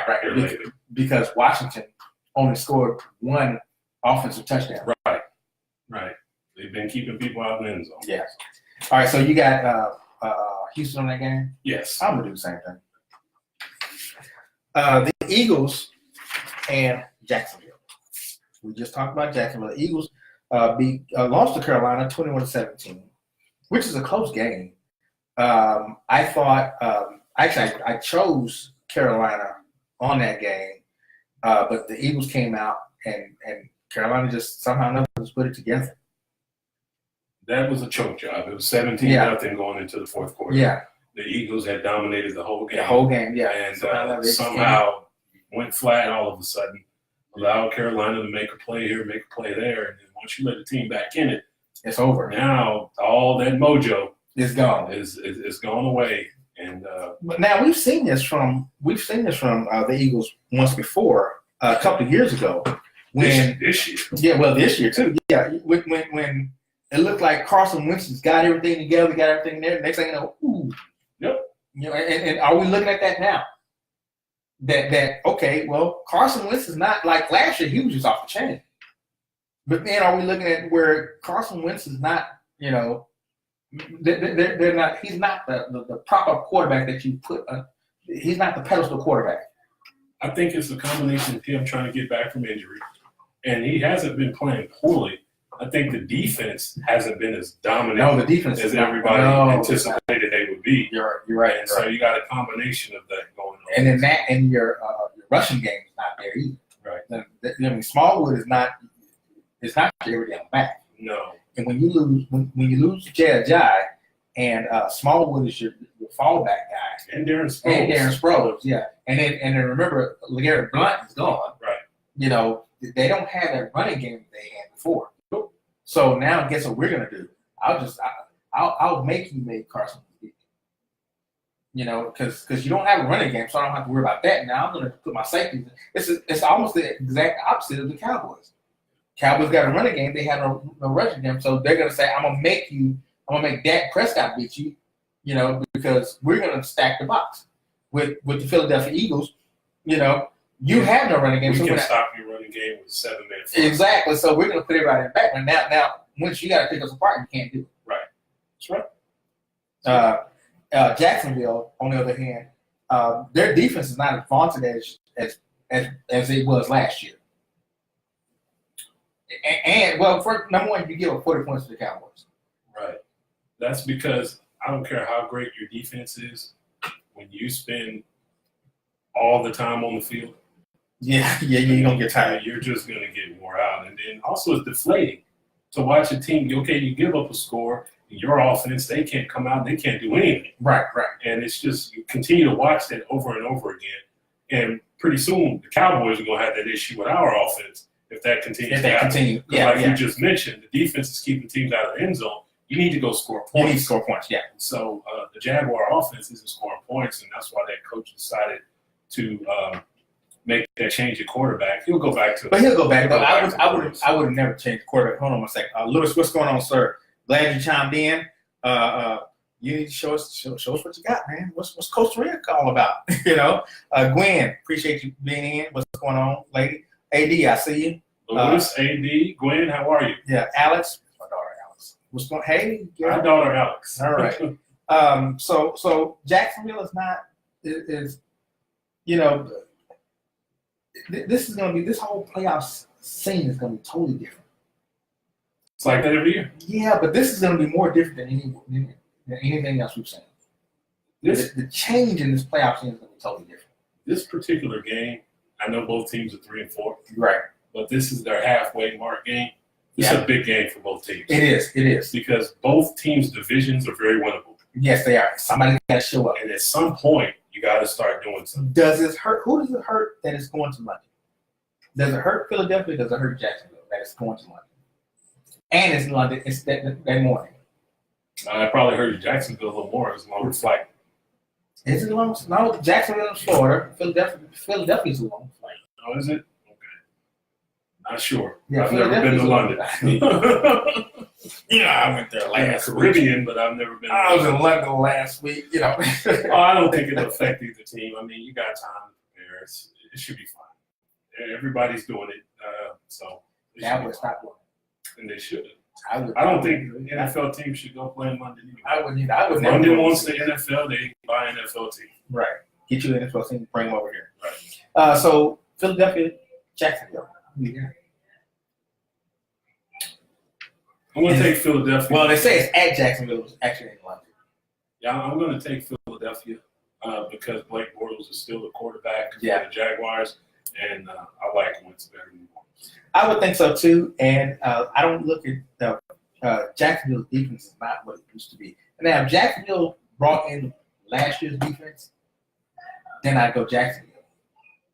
But that defense, and here's the question: did Jalen Ramsey run his mouth too much? No, he's not the one out there getting burnt. No, he's not the one out getting. But the defense is getting burnt, though. Right, it's not Jalen Ramsey. He's out there still doing his thing. The problem again is the offense. None. And with Leonard Fournette is out, Exactly. you got T.J. Yeldon this year. You can't run. You're not winning the time of possession battle this year, and your defense is playing a lot more than they have been. Calais Campbell's a year older. Yeah, and you have really no receivers either. Yes, they do. Who's that? Who you receiving? Dave Westbrook? D.D. Westbrook. Yeah, D.D. Boomer Westbrook. Sooner Nation, rise up. Yeah. That's the only why you say they got defense because of because the whole Boomer Sooner Nation, right? That's the only why you say they got D.D. defense. Westbrook is a good wide receiver. He has that sorry quarterback. And oh, man. Third I reception, watch him run open so much, and then stupid Blake Bortles don't see. 31 receptions, 404 yards. Yeah, okay. Yeah, hey, I'll take it right now. Come to Dallas, baby. No. With that Amari Cooper? with that 4.2 speed. Come on, bring that on. Amari Cooper? No, I just said I'll bring him to Oh, Dallas. you just said you should bring him. Right. So, trying to get rid of anybody. All right, so you got Philadelphia. Yes. I'm going to do the same thing. Yeah, Philadelphia, I think that's a better team. Okay, my granddaughter's going to bed now. Good night. You can say good night. Good night. There you go. All right, Baltimore Ravens. Huh? Yeah, Okay. Baltimore Ravens 4-3. Carolina Panthers 4-2. I don't trust Carolina at all. Baltimore played New Orleans. They lost to New Orleans 24-23. As a matter of fact, Baltimore Ravens is the last team that Drew Brees had to beat. So Drew Brees, he barely did that. He barely did that. So Drew Brees is beating every team because of a field goal kicker. Right. Again. Yeah. Drew Brees is beating every team in the NFL now. And Baltimore was the last team. And it was a good game, 24-23. I mean, Baltimore's looking good. I'm sorry, even though they lost the game, they're looking good. And you did have that was one of your watch out picks. Mm-hmm. I love the Ravens defense. Love their defense. Yeah. And I'm going to take the Ravens to win this game on the road because of their defense.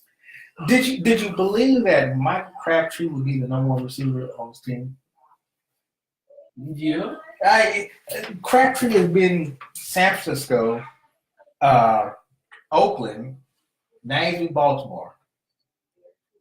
I didn't think he had a selling. I thought San Francisco was his best place. Right.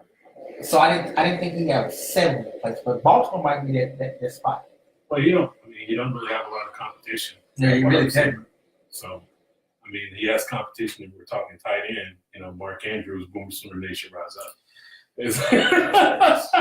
He's probably the last show he does. We can't be rolling with Boomer Sooner every time he talks. So, the Ravens, look, Crabtree, he's having a solid season. He doesn't have a lot of competition as far as number one receivers. They spread the ball around pretty good. Flacco is starting to look like Flacco from the fluke Super Bowl year. And you know who's helping Flacco? Alex Collins. Yep. I like Alex Collins. Yep. I always thought, you know what, if the Cowboys, let's say they passed on Ezekiel Elliott, I would have said, okay, pick up Alex Collins. That would have been my next choice. If you pass on Ezekiel Elliott, you go Jalen Ramsey. Yeah, I was about to say mine would have been Ramsey. Well, let's say you pass on Zeke, you go get Jalen Ramsey. Because you needed that at the time. Mm-hmm. The second round, you could have picked up Alex Collins really easy. Yep. I would have liked that. I would have been okay with that. Would have been another solid draft. I'd have been fine with that. Yeah. But Alex Collins is their leading rusher. Then Carolina, they beat Philadelphia, which they had to come back and do that. But I still don't see anything. First of all, their running game, Carolina Panthers running game is nothing. All they got is Christian McCaffrey. He's their only playmaker. Yeah, and he's really. They use him in so many different ways. He's a bigger Tavon Austin. He does some running, some receiving. He's their most explosive weapon. He's their biggest mismatch, and that's not good. Well, you got him, and then you got and then Cam himself. But Cam is going to keep himself hurt, Right. like he always does. Because as big as he is, defenders come at him. Right, they come at him hard. You have to. Yeah, with aggression. You're just gonna bounce off. Of Yeah, him. and then what he wears in the post game, which is who's his tailor? I mean, who's I don't understand. Cam's wardrobe is something yeah. to be desired. Yeah, I don't understand that. I don't understand the wardrobe. So they're going to Carolina. Now Baltimore's going to Carolina. I think Baltimore in this game. So do I. Now I like Baltimore in this game. And I think Cam is going to get a piece of Baltimore. I think if he didn't complain last time, he's going to complain this time. Yeah, because Suggs is going to. Yeah. Suggs will come running through there and take a little bit of a late hit. Yeah. Extra forearm to the head when you put him on the ground or something. Watch the press conference and watch his complaining on the press conference because this is going to happen. Because I like Cam. I like Baltimore in this game. 6'6", 250-pound crybaby. Yeah, exactly. Who can't dress? Well, that's kind of the theme now, the way people dress now. I mean, have you seen Russell Westbrook's wardrobe sometimes? Yeah. Oh my gosh. Or who's that? LeBron James with the suit shorts? Yeah, the suit shorts. The knickers. The no socks and the slippers. The knickers. Yeah. Yeah, the golf knickers on. Yeah, I'm not on that. Yeah, with the Gucci bag. That's a purse. Ain't that a purse? That is a purse. That is a purse. When you know what I'm gonna call it? The style. No, that's a purse. Call it the style. That is a purse. When do men start wearing purses and knicker pants? A lot of things have changed. And Odell Beckham with the blonde hair. I mean, and since we're on the subject, we got to talk about Ezekiel Elliott's halter top. Times have changed. This generation is a little bit different. Lack of parenting. They're all successful. Well, yeah, okay. Parenting must have been okay. It missed the whole wardrobe malfunction, but it got the other part right. Things change. It'll all come back. All right. So Baltimore, Carolina, I got Baltimore. You got Baltimore. Mm-hmm. Yeah, I'm looking at Baltimore too. The New York Jets and the Chicago Bears. Jets are 3-4. Bears are 3-3. The Jets played Minnesota last week and lost 37-17. Of course. I figured that. Yeah, of course. Yeah, I figured that. Sam Darnold. Hasn't been bad. He's not been bad. He's exactly what I've been telling y'all since his college days. He is an interception machine. Yeah. He's got what he got? Almost 10 interceptions this year. Isaiah Crowell, who they didn't think he was going to play. The running back. Yeah, they didn't think he was going to play. He wanted to play in this game, but Minnesota just had too much for him. Yeah, Minnesota's good for him. Yeah, and the Bears are actually good. They lost against New England, which I played for you, but it was 38-31. It was a good game. It was. It was a good game. So Trubisky, I mean, Trubisky is. I might have to eat crow there. Trubisky, I'm better than I thought. When he came in, I said, this is going to be the guy. He's really? Yeah. Oh yeah. Yeah. When he came out, I said, you know what? You give him some time, he's gonna be the quarterback. I only saw him play one game, and I was still trying to figure out how he became a top pick. Although he only had one. What did he play? 1 year. 1 year. 1 year. But I mean, on that 1 year, he made it happen. But I mean, his mechanics look good. His mechanics look good. He didn't look like he was faced. You gotta be careful. I get real worried about the 1 year quarterback. I do too. I remember Mark Sanchez. He had Yeah. that 1 year, and then he came out because it was a good year. And I remember Pete Carroll told him he wasn't ready. He wasn't. He wasn't. I mean, he got with the right team, the Jets, that had that awesome Who did? defense. Yeah, and with Rex Ryan and the boys. the Jets didn't have anybody anyway. No, so But then you got the butt fumble. So. But again, Trubisky, let's see. I mean, he's playing. But he's playing solid. But Right? he's had a couple of years now. Yeah. Under his belt to just kind of wade the water and stuff like that. And he's got Jordan Howard back there too. That does help. Yeah, Jordan Allen is not bad at all. And his defense is really And good. that defense is real good. Yeah, that Chicago Bears defense is good. It's not the monsters. It's not quite the monsters of the Midway. No, we're not going to call them the 85 Bears. No. But they're holding on. They are. They are holding on. They have a havoc raiser named Khalil Mack. Yeah, but the other, yeah, you're right. Raiders. Yep. Yeah. The other thing is this right here. When you can take New England all the way to the end, you're doing a good job. Because New England, I mean, you got to give New England their props. New England plays to the competition, though. Yeah. That's kind of They how play up or down. That's kind of how they are. But Belichick, a winner will find a way to win. In typical New England fashion, they're finding their groove. Yep. It's coming. Here they come. Here they come. Yep. After that, was it the Miami loss? They always do this. After that Miami loss, one or two early losses, everybody's saying, finally the dynasty is over. All right. So wait, hold on. It's not over with. Reality check. Yeah. So they're playing in Chicago. This is I'll take the Bears. yeah, I'm gonna take the Bears, but I think this is gonna be a close one now. I don't. You don't think so? No, I think Darnold's going to come out and throw a few because Khalil Mack's going to be all over him. The Jets' offensive line is not that great, and the last thing you want to do with a mediocre offensive line is deal with Khalil Mack. Let him lose time. I wouldn't be surprised if Darnold went out there and threw 2 or 3 picks again. Just scared. They get beat 31-7 or something, 31-10. Well, I'm going to Chicago too. Yeah, I'm going to go to I Chicago. don't like the way this is going. I need to catch up in the picks. I know. Yeah, 'cause we'll deal with that after first. But yeah, I was going to Chicago anyway. Tampa Bay at Cincinnati. 3-3 Tampa Bay Buccaneers.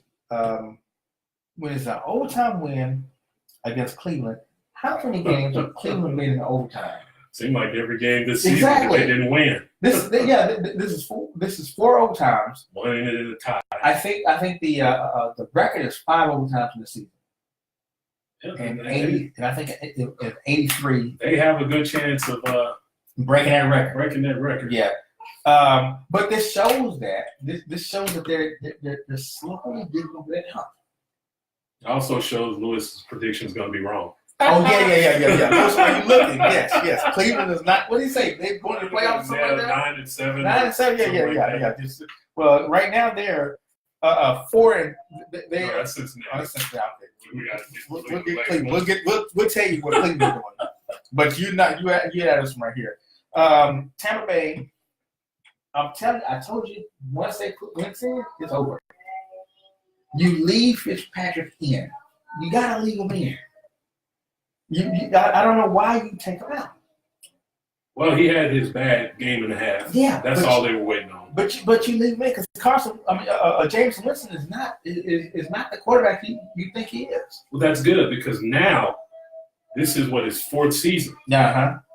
Okay, now you know. Now you know. So now, you don't pay him. You don't pay him. No. So you go after another All right, quarterback. which one? Dak Prescott or James I want Dak Prescott. I want James Winston. I don't like turnovers. Winston? Yeah, right. And Winston, he's a little too reckless for Yeah, football. extremely, and he's reckless with his body too. He's just, I'm out of it. Yeah. So they beat Cleveland, which if Tampa Bay was going to be that playoff team, you don't barely lose to Cleveland. I mean, you don't barely beat Cleveland. Yeah, you can. You beat them. No, Cleveland's a good team. Yeah, they're good. Their record doesn't show. I know that, but you still beat them though. No. You still beat them. You can't give Cleveland that type of edge to go into overtime. No, Cleveland's a good football team. And they actually they're going to give everybody problems. Actually almost won that game. Yeah, they're going to give The field everybody goal. problems. Yeah. Cleveland's going to give everybody problems. Cincinnati lost to Kansas City 45-10. Kansas City is good. I'm sorry. Mahomes. I'm Mahomes. a fan. I just hope that because you got how many quarterbacks have we seen have a great first year? Because this is Mahomes' really first year. Mm-hmm. And then next thing you know, the next year they fall off. RG3. He's not about to lose any of his weapons, so he's not about to fall off.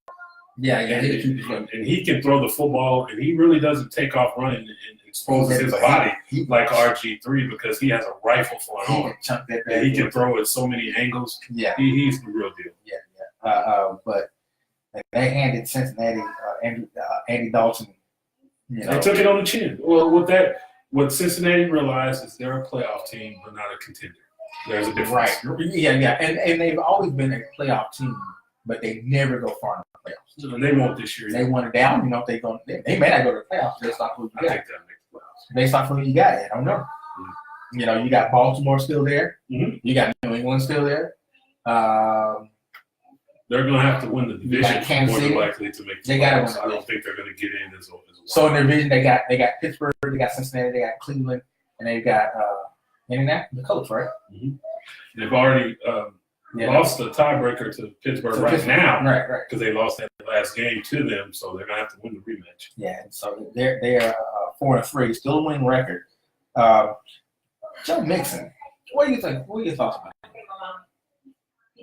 Why did I even ask that question? I think Joe Mixon's a good back. I think he's. I don't think they run the ball enough. They don't showcase his talent. No, not even close. And because I think he's really good out of the backfield as a receiver. He was like that. He was like, at OU. oh, yeah. And then obviously he's big. He's 6'1", 2.25. So he can run in between the tackles. He can do a little bit of everything. He's a little on the injury prone side. Well, that's why OU had to go with him and somebody who could run. Right. That's why I'm both out. Exactly. You know, would you want Adrian Green in Dallas? Yes. Yes. Or Amari Cooper? Yes. AJ Green is the truth. Well, He doesn't get talked about near enough. no, as he he don't. should. What about Andy Dalton? No. Although I think Andy Dalton's a solid NFL quarterback. Yes, but he just can't put him over there. He's not. If you're going to replace Dak, it has to be a significant upgrade, and Andy Dalton's not a significant upgrade. It's got to be like He's basically the same player. it's got to be like a Tom Brady or a Drew Brees type of. Or I'll take it a step further. It can be. Who's the guy out there in Detroit? Matthew Stafford. Matthew Stafford? Well, yeah, he's solid. I'll take Matthew Stafford. You That's want- an upgrade to you me. want Eli No, Manning? he's the most overrated. Well, that's another story. I can rant about Eli Manning. Oh man, yeah. I can go there too. All right, so Tampa Bay at Cincinnati. What you want? I'm going to take I'm Cincinnati. going Cincinnati. I was going to say 'Cause I like the better defense. I'm going Cincinnati. You got to catch up, man. I'm not that far behind, like 2 points. But actually, are you 2 points? I went like 11-3. I had a monster. Yeah, let's. You know what? While we sit here, let's look at where we are at our standings. I'm like third or fourth or something. I think only like 3 or I'm 4 third. points I know off. I'm third. I think I'm right underneath you. You might be right under me. Yeah. Because I know I'm third. I think Lewis is second. No, Lewis is first. Is he first, or is it your Philly boy? Lewis is first. Philly is second. I'm third. You're probably fourth. Can't lose to Lewis. I can't lose to Lewis. I can't lose to Lewis, and I can't lose to Philly. I don't know who Philly is, You know, but Philly- we need to Yeah. eliminate him from the equation, whoever he is. Philly, just forget to make your picks this week. Thank you. No, he's already. He made. You make the pick? Yeah, I made him. Yeah. If he forgets it. No, but let's see something here. What we got? Current standings. Here we go. So Lewis is number one. Lewis has 66 points. Philly's got 65. I got 64. You got 63. Got 3 points off. We don't have to worry about security. Yeah, she's got a ways to go. Yeah, she got needs a, She got some room. She got some time to make up. She's 57 and 50. Wow. Freddie Bates, which is Coach Williams. He's 54 and 21. the record. He must have got in late. Yeah, he got it. Yeah, the rest of these got in late. Okay. Yeah. So anyway, the top is Lewis has got 66 points. Philly is 65 points. I'm 64, which I can catch up this week. And the bad part about it is I've had bad weeks. Like I did 10-4, but then you come in with this week you come in with 11-3, and then Sports DJ come in with 11-3, and then Philly came in with 12-2. Yeah, Philly, you got to go. You've got to go. When we You're embarrassing the host here. when we trip that word, make it boom. Oh no, you picked that. All right, so those are the picks right there. So Tampa Bay, I got Cincinnati, you got Cincinnati. Yep. No change there. Seattle at Detroit. This is gonna be good. Yep, Seattle's 3-3. Detroit's 3-3. Seattle had a bye week. Mm-hmm. So the last time they played, they beat Oakland 27-3 in London. Detroit beat Miami 32-21. This is going to be a good game here. Yes, it is. Seattle is not the same team. They're not the Legion of Boom anymore. No, not even close. They're far from the Legion of Boom. They are. They have no running They back. are Russell Wilson. Right, that's it. They have no running back. Chris Carson, matter of fact, I think they let him go. Who? Chris Carson, Again? the running back. Second stick with him. Yeah. Who was their receiver? Tyler Lockett. Baldwin. He's their main receiver. We got Baldwin, but Lockett is the one who's catching all the passes. All it is Russell Wilson. That's it. That's it. And they're playing at Detroit. Detroit, Matthew Stafford is still a good quarterback. He is. Kerryon Johnson is a rusher. And Golden Tate. Golden Tate is good. Golden Tate is underrated. Very underrated. I would take Golden Tate. Over who? I'd bring him to Dallas. Over Amari Cooper? Yeah. Not me. You want? I like him, but I don't like him that much. Okay. He's overrated though. He's underrated though. He is underrated. I think I like Detroit this time. I like Seattle coming off the bye. And this is the point of the year. They are coming off the bye. Right. This is the point of the year where Russell Wilson starts to carry them to the playoffs like He carries them every year. always does. And this is the time where he starts But they to have, Seattle really has nobody. Where's the defense? Defense isn't bad. It's not just bad, middle of but the pack now. It's just the middle Yeah. of the pack defense. But they're playing a Detroit team that's middle of the pack defense too. But if Detroit can get on a good run, they beat Miami, so there's a high. Yeah, let's stop making that win seem like it's really impressive. 'Cause I don't think Miami's that good. No. I think their record. I think they're better with Tannehill, but then Brock Osweiler. Yeah, okay. Yeah, I'm not gonna buy that. Miami come back down to earth and lose. Oh yeah, Get their hearts. always somebody that look like they want to challenge the Patriots in that division. And about 10 games in, they're And 4 like, games okay, behind. never mind. Yeah. Seahawks have won 4 of the past 5, and they lead the streak 8-5. It's about to be 9-5. So the last game, the Lions actually beat Seahawks 28-24. This was in 2012. Last game at Detroit. Still gonna lose. Yes, this they one. don't do anything. Nope. It doesn't move With anything. Megatron on that team, you know that Yeah, team he's on now. that team, yeah. But Matthew Stafford actually is playing better without Megatron than he was. That's crazy. That's crazy. He is. Okay. The offense Once is again, more those- efficient. Of course, because now he dinks and dunks as opposed to throwing deep all the time. Yeah, because ain't got nobody to beat you. Look, man, stats can look however you want them to look. Yeah, he completes 75% of his passes. Okay, where are the passes going? How far are they going? How frequently does he throw deep? 10 yards here, 5 yards here. That's why that's inaccuracy is irritating because he's a 62, 63% passer, but he doesn't throw deep a lot, so his percentage should be higher. Should be high, not, And the receivers drop balls. but receivers drop balls. Okay, so on this game, I'm going Detroit. All right. Finally, There you going go. at each other. There's a miss there. Now I'm gonna be checking that when we make our picks too. Yeah, 'cause I could change my mind. Says I reserve the right to Oh, change my mind. yeah. Hold on, let me see. Let me look at this real quick. Kansas City. Can I say it? Yeah, go ahead. Denver at Kansas City. Oh, wait. I forgot to say. And Alex is 49 and 42. My daughter, she's on this thing too. So Good job. Alex, you're still in there. Well, You're not in it, but you're making picks, and we appreciate that. What's going on, Byron? Good to see you. What's going on, Robert? Good to see you. Denver at Kansas City. Denver is 3-4. Kansas City. Come on, let me get this out, okay? Okay. Can I get this out? You can get it out. Yeah. I'm sorry. I'm trying to keep a straight Yeah, face. let me get this out. Like this is gonna be a game. Well, I'm trying to. I understand. This is a division game. It The is. division games will always look a little different. Okay. They look different. You know, Okay. that Kansas City. I can't even say. I can't even say Case Keenum without. So Continue, sir. So you feel the same way I feel. So you got Case Keenum against Patrick Mahomes. Statistically, a mismatch. The receiver is Emmanuel Sanders. Well, I do like a lot. Okay, you want him over Amari Cooper? Yes. Yeah, I take him over Mark. Okay. I like him a lot. He's like a Tariq Hill. Might be the best route runner in the NFL. He's like a Tariq He's Hill. amazing. Yeah. I like him a lot.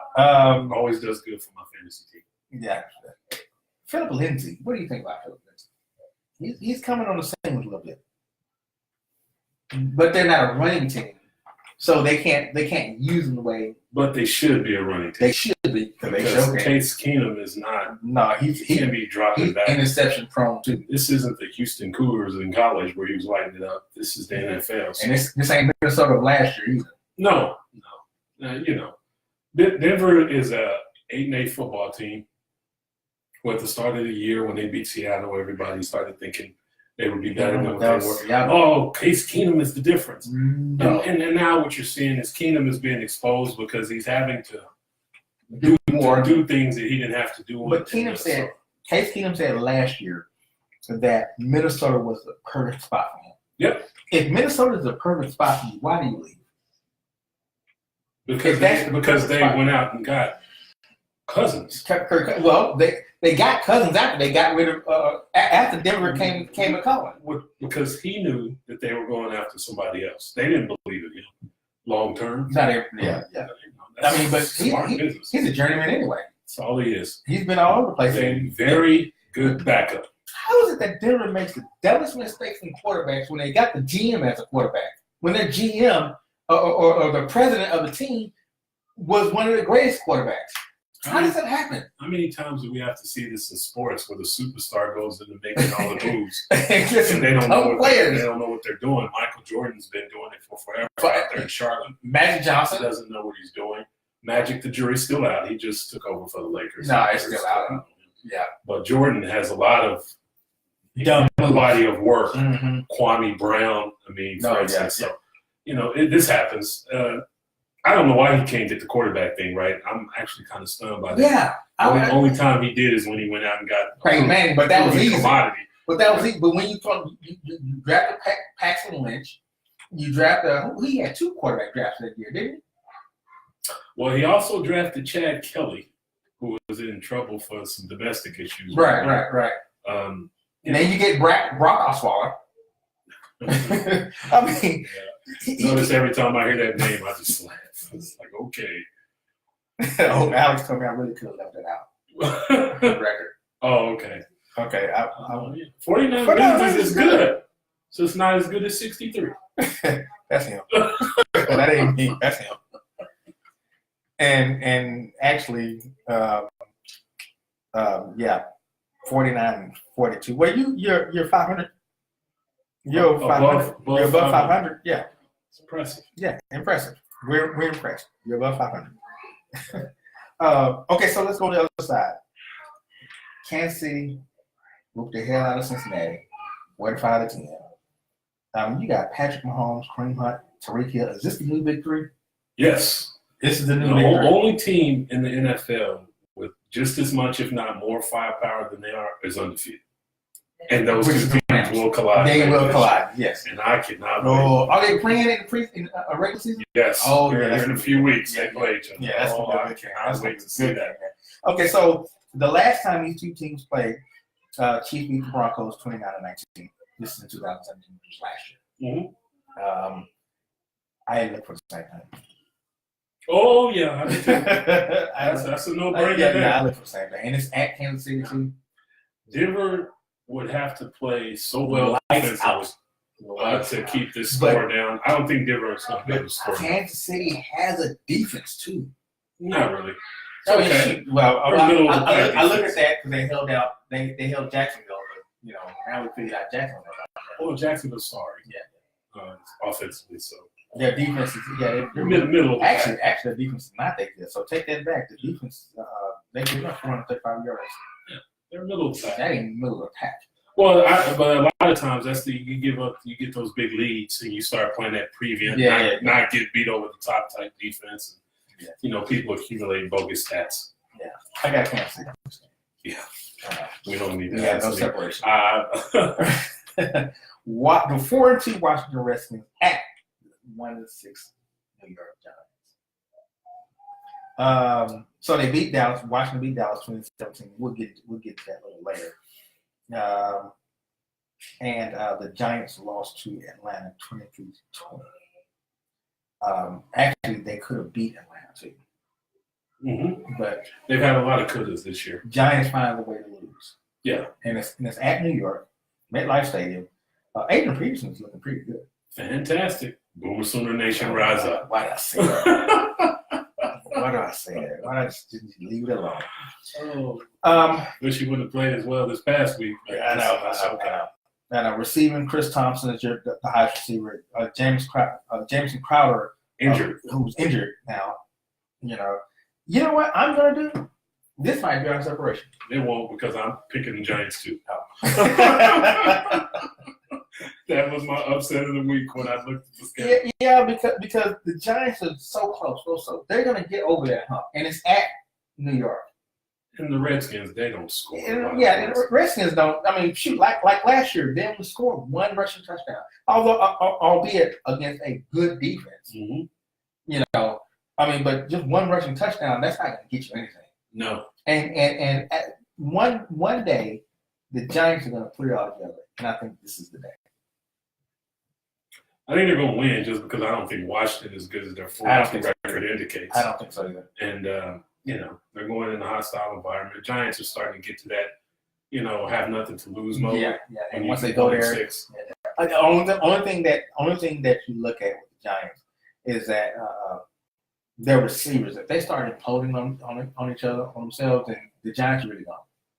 Because Odell Beckham and now you got Sterling Sharp on the sidelines. Shepard. Sterling Shepard on the sidelines, kicking stuff around. Those receivers can be really toxic for the Giants. Sterling Shepard can come to Dallas. Would you want him or Odell Beckham? Well, I prefer Odell Beckham because he's so explosive, but I don't want the headache that comes. Drama that comes. I know. Yeah, the thing I like about Amari Cooper is he don't bring drama. You didn't hear drama in Oakland. No. He just got on the field and played. And that's good. Yeah, that's one of the things that Cavaliers, we don't need that much drama. They don't need a diva days. wide receiver. Yeah. They don't need a diva. Just get on the field and let's Go play. Yeah.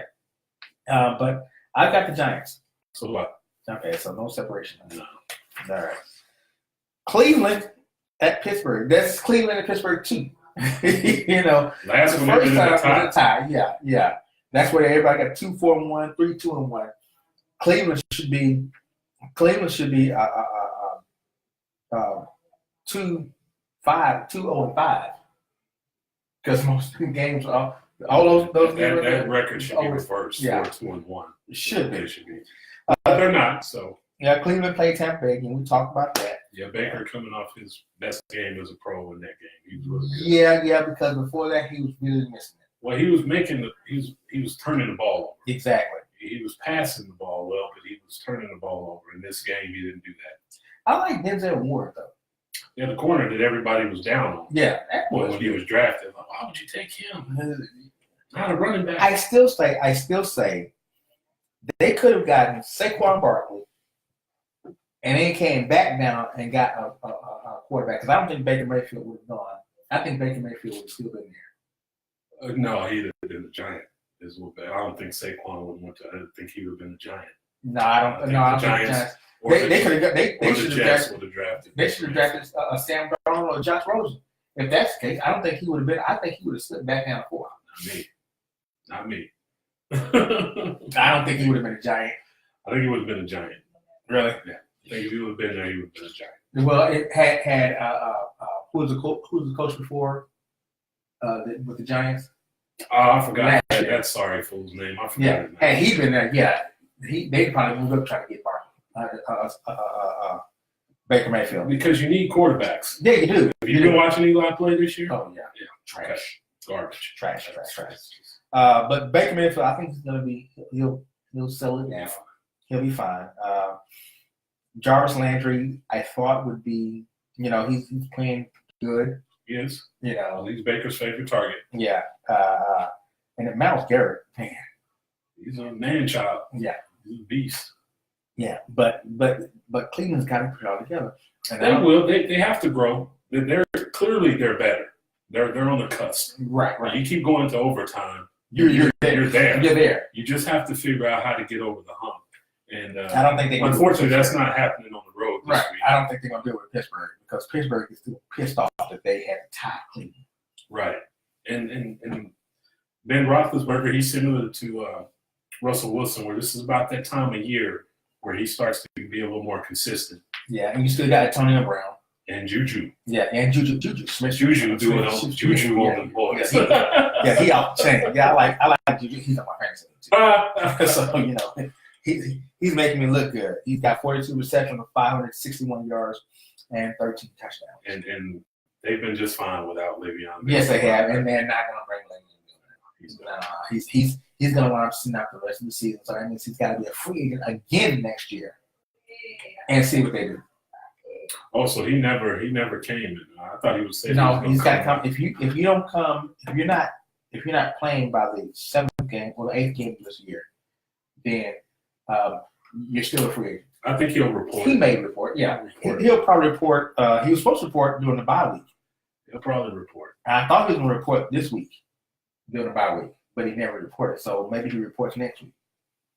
I'd trade him and get a first round pick. You're not going to get a trade. You're not going to get a first round for Le'Veon. Why? I'm going to tell you what, because look what he's doing now. I mean, what team would want to go through that again? I mean, if you're the GM and you're seeing what he's doing with Pittsburgh, would you want to have to go through that when his contract comes up? If I'm Seattle. Well, Seattle. So if you're Seattle, if you're Jacksonville, if you're who else needs a running back? If there are teams. The Raiders.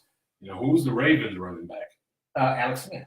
Alex Collins. Yeah. That's right. Yeah. If you're Miami. Somebody San Francisco, right in there between that wild card and playoff positioning, and he can make a difference. Those are the teams that might be willing to give up that first round pick. Like Minnesota. No, they're not going to give up the first They round. have Dalvin Cook and they got Murray. Murray's done a good job. They're not going to give up the first round pick. Not from there. They don't need to either. No one's going to give up first. Zimmerman's not going to put up with that anyway. Mike Zimmer, he's not putting up with that. But no one's going to give a first round pick for Le'Veon. Probably not at this point. I don't he see hasn't that. played all season. Yeah, so I don't see it. probably not. Yeah. I mean, you might as well go get Colin Kaepernick. All right, so Cleveland, Pittsburgh, who you got? I'll take the Steelers. Yeah, I do too. Yeah. I think they man. I think they'll come. And it's at Pittsburgh too. Yeah. The Indianapolis Colts 2-5 at the Oakland Raiders 1-5. Fire sale. I mean, Oakland is telling everybody. Yeah, I don't really care about this game. I will be watching it. The only time I'll check the score is probably before I come do the show. Well, I'm trying to figure out. Do I have any fans? I have no fantasy players on the team. So either or. Actually, I did have Amari Cooper. Oh, okay. But now he's a Cowboy. So I'm playing. I hadn't played Amari Cooper the whole year. Yeah, I'll be taking the Colts. Now I'm playing. Yeah, because Oakland is just, like I said. If you're a Raiders and you're playing, can you play for Jay Gruden? For John Gruden, can you play for him when they let everybody go? Yeah, because he's gonna bring in people that can play for him. The people who can't play for him, he's letting them go, and he'll have his people in there before they go to And Vegas. we're talking about how long? 2 or 3 years. They're going to Vegas. What? 2020? Yeah, but you got to start building that foundation. He's got a 10-year, $100 million Yeah, he contract. does. So But he is- has nothing but time on his hands. the question is he worth $10 million? No. Is he, I'm saying, why would you pay a guy that just come out of the booth $10 million a year? He's not worth it because he's been in the booth for years. Exactly. And the generation and type of player, it's all changed. The game has changed. It's more of a passing league now. That West Coast. And he can't. Yeah. But again, he's smart enough. He can adjust. It's just his first year. I think we panic a lot in sports, and everybody is watching this first year. Oh, he's a disaster. He doesn't know what he's doing. Well, let's see. You got to give coaches time. Let's see. Well, okay, let's do that. Hold on one second. Jason, what's going on, sir? Jason Briggs has a bat. He has a bicycle shop. Okay. Yeah. So, Jason, what's happening, sir? How are you, Jason? California players are still sorry. The Lakers are sorry. They're on. Oh, that's a negative. They're not sorry. That is a The negative. Lakers are sorry. That's a negative. No, they're 0-3 Doesn't matter. That's a negative. with the great LeBron.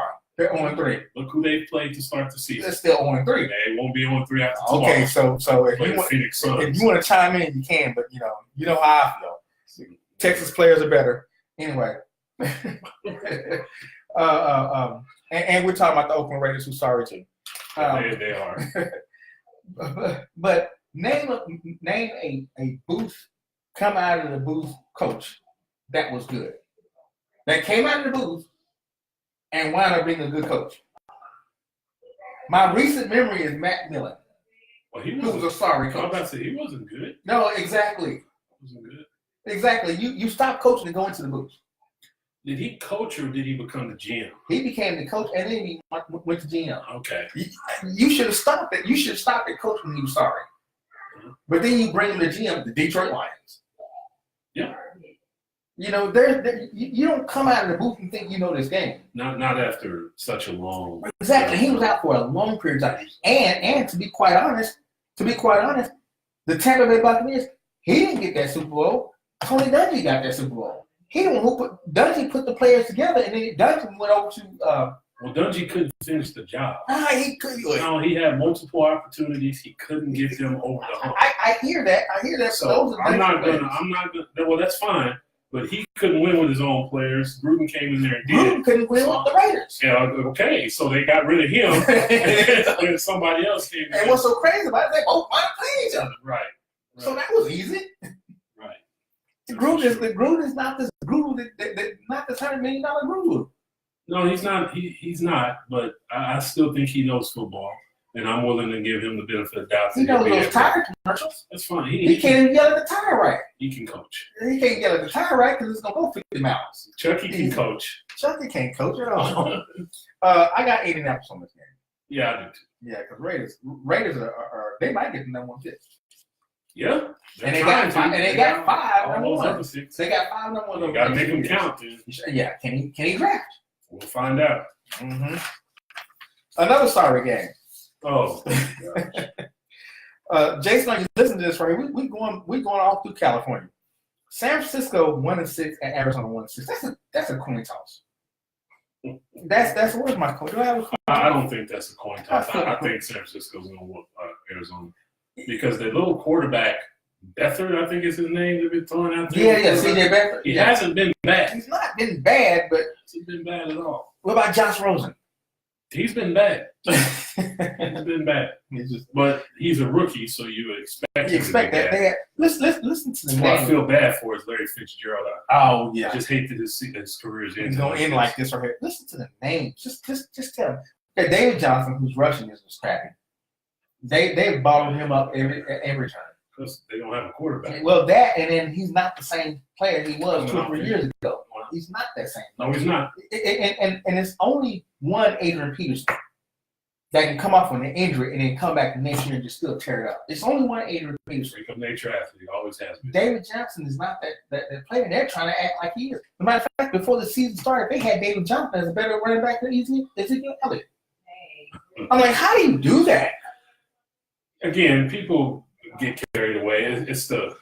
I don't get it. It's one of those things where, I think people just hate Cowboy players. Yeah, probably so. You can't make that comment with a straight face in my eyes. I mean, You can't. if he was, especially because he's coming off that injury now. If we're talking about the guy that we saw 2 or 3 years ago? right, that's different. But he's coming off a big time injury, and you have the nerves to say he's better than Zeke. Zeke's coming off a 1,000-yard season. Exactly. When he missed and 6 he games. missed 6 games. Right. He was 20 yards away from 1,000 So get out. after you missed 6 games. That makes no sense. Yeah, get out of here with that. Christian Kirk. The receiver. I mean, this is their top lineup. Arizona. This is their top lineup. That's why they're 1-6. San Francisco is about the same thing. C.J. Beathard, okay. Matt Breida, Running back, he's been pretty good. 68 rushes for 445 yards. Yeah, 500 yards. Yeah, he's been pretty good. Yeah. And George Kittle. Offense hasn't been a problem for the 49ers. That's just the defense. They just can't stop anybody. Yeah. But they have a lot of misfits on that defense too. They had a lot of names in the past. No, but now they got a lot of misfits. A lot of like DeFoster Buckner. Didn't he just come out of a suspension or something like that? The kid from was it Alabama? Yeah. They got a lot of misfits on the defense. This game, He's a good player. for me, it's a toss up. I'll help you out. I'm going Arizona. Okay. I'm helping you out. I'll take San Francisco. I'll For go sure. Arizona. I'm helping you out. You needed this. Oh, is that right? Yeah. I'm 2 points behind you. Yeah. Well, we got 2 differences with us, right? 2 or 3. Yes, 2. Is it That's the 2? second one. See, so you needed this. We're gonna have one more because I see another one that's coming. Probably the game of the week. Oh, Green Bay and LA. That's the game of the week right there. Green Bay's 3-2-1. LA is 7-0. And it's at LA. Green Bay just beat they came off of a bye. And before that they beat San Francisco 33-30. The Rams beat San Francisco 39-10. There's no so they both played preseason games before they who can stop Aaron Rodgers? Who can stop the Rams? I agree with that. I agree with that. But Aaron Rodgers somehow or another seems to just make magic happen, doesn't he?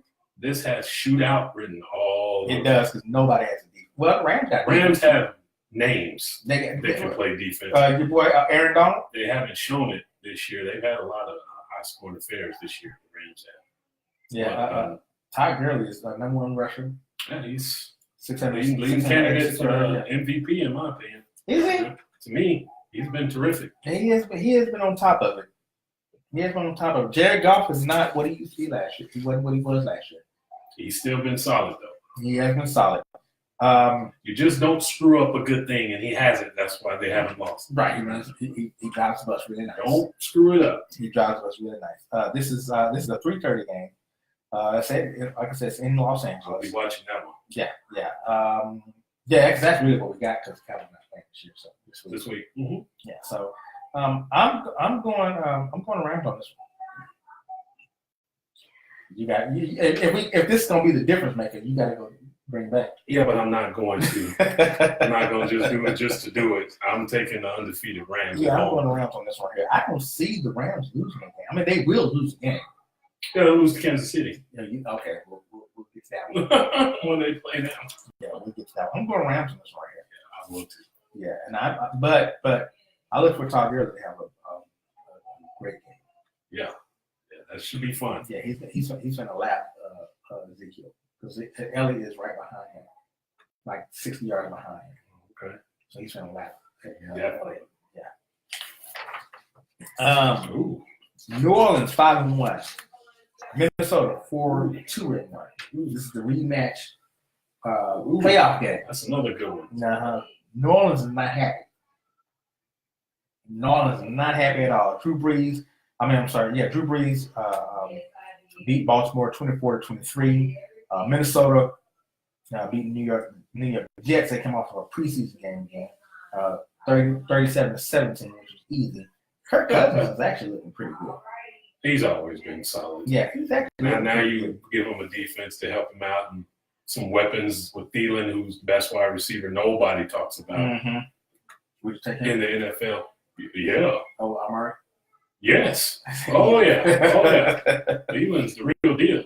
No question, huh? Let's see something here. We got Alvin Kamara, 79 rushes, 363 yards, 4 touchdowns, 6.6 yards per carry. That's my fantasy running back. He's unbelievable. Making you look good, huh? Always, every week when he's playing. Making you look good, when he's playing. because he has an injury issue too. Yeah, but they swap. I don't like that whole running back by committee thing. I do because they have two good backs. Well, they got Mark Ingram, and Albert Kamara, but running backs get that they get that feel of the game, and they start churning. Have we had a running back by committee with Emmitt Smith? He wouldn't have the young he had. Yeah, but his backup wasn't that good. I mean, Exactly. You didn't need a running back by committee. yeah, but you do now because you want the running backs to last. I think And these guys aren't physical. Kamara's not a big physical back. tell me when running backs stop lasting. What year did running backs stop When lasting? Emmitt Smith retired. That's when running backs stop lasting. Pretty much. When Emmett, Jerome Bettis, all those guys start calling the career, Adrian Peterson. Adrian Peterson was a one. He was the running back, But he didn't have a running back. look at everybody else, though. No, I think It's been a theme. I think it started when the league started changing over to more of a pass offense game, run offense. So then they said, okay, well, we don't really need a number one. We just have a running back by committee. I don't think these running backs can't last. I just think that the league just doesn't allow them to last. Just think about it. You can put Ingram in the backfield and split Kamara out on the outside as a receiver. Yeah, who's your number one running back? It doesn't matter Yeah, because he's averaging 6 yards a carry. Is it really hurting them? It's not It's hurting. really not. But for me, I mean, like your Dorsets, your Marcus Allens, your Eric Dickersons, those running backs will not stand a running back by committee. But Can you take a Eric Dixon right now and say, in this day and age, say you're running back by committee? it's the evolution of the game. It's just like in the NBA. Nobody believes in a center anymore. Everybody has the positionless basketball. Everybody's going to that now.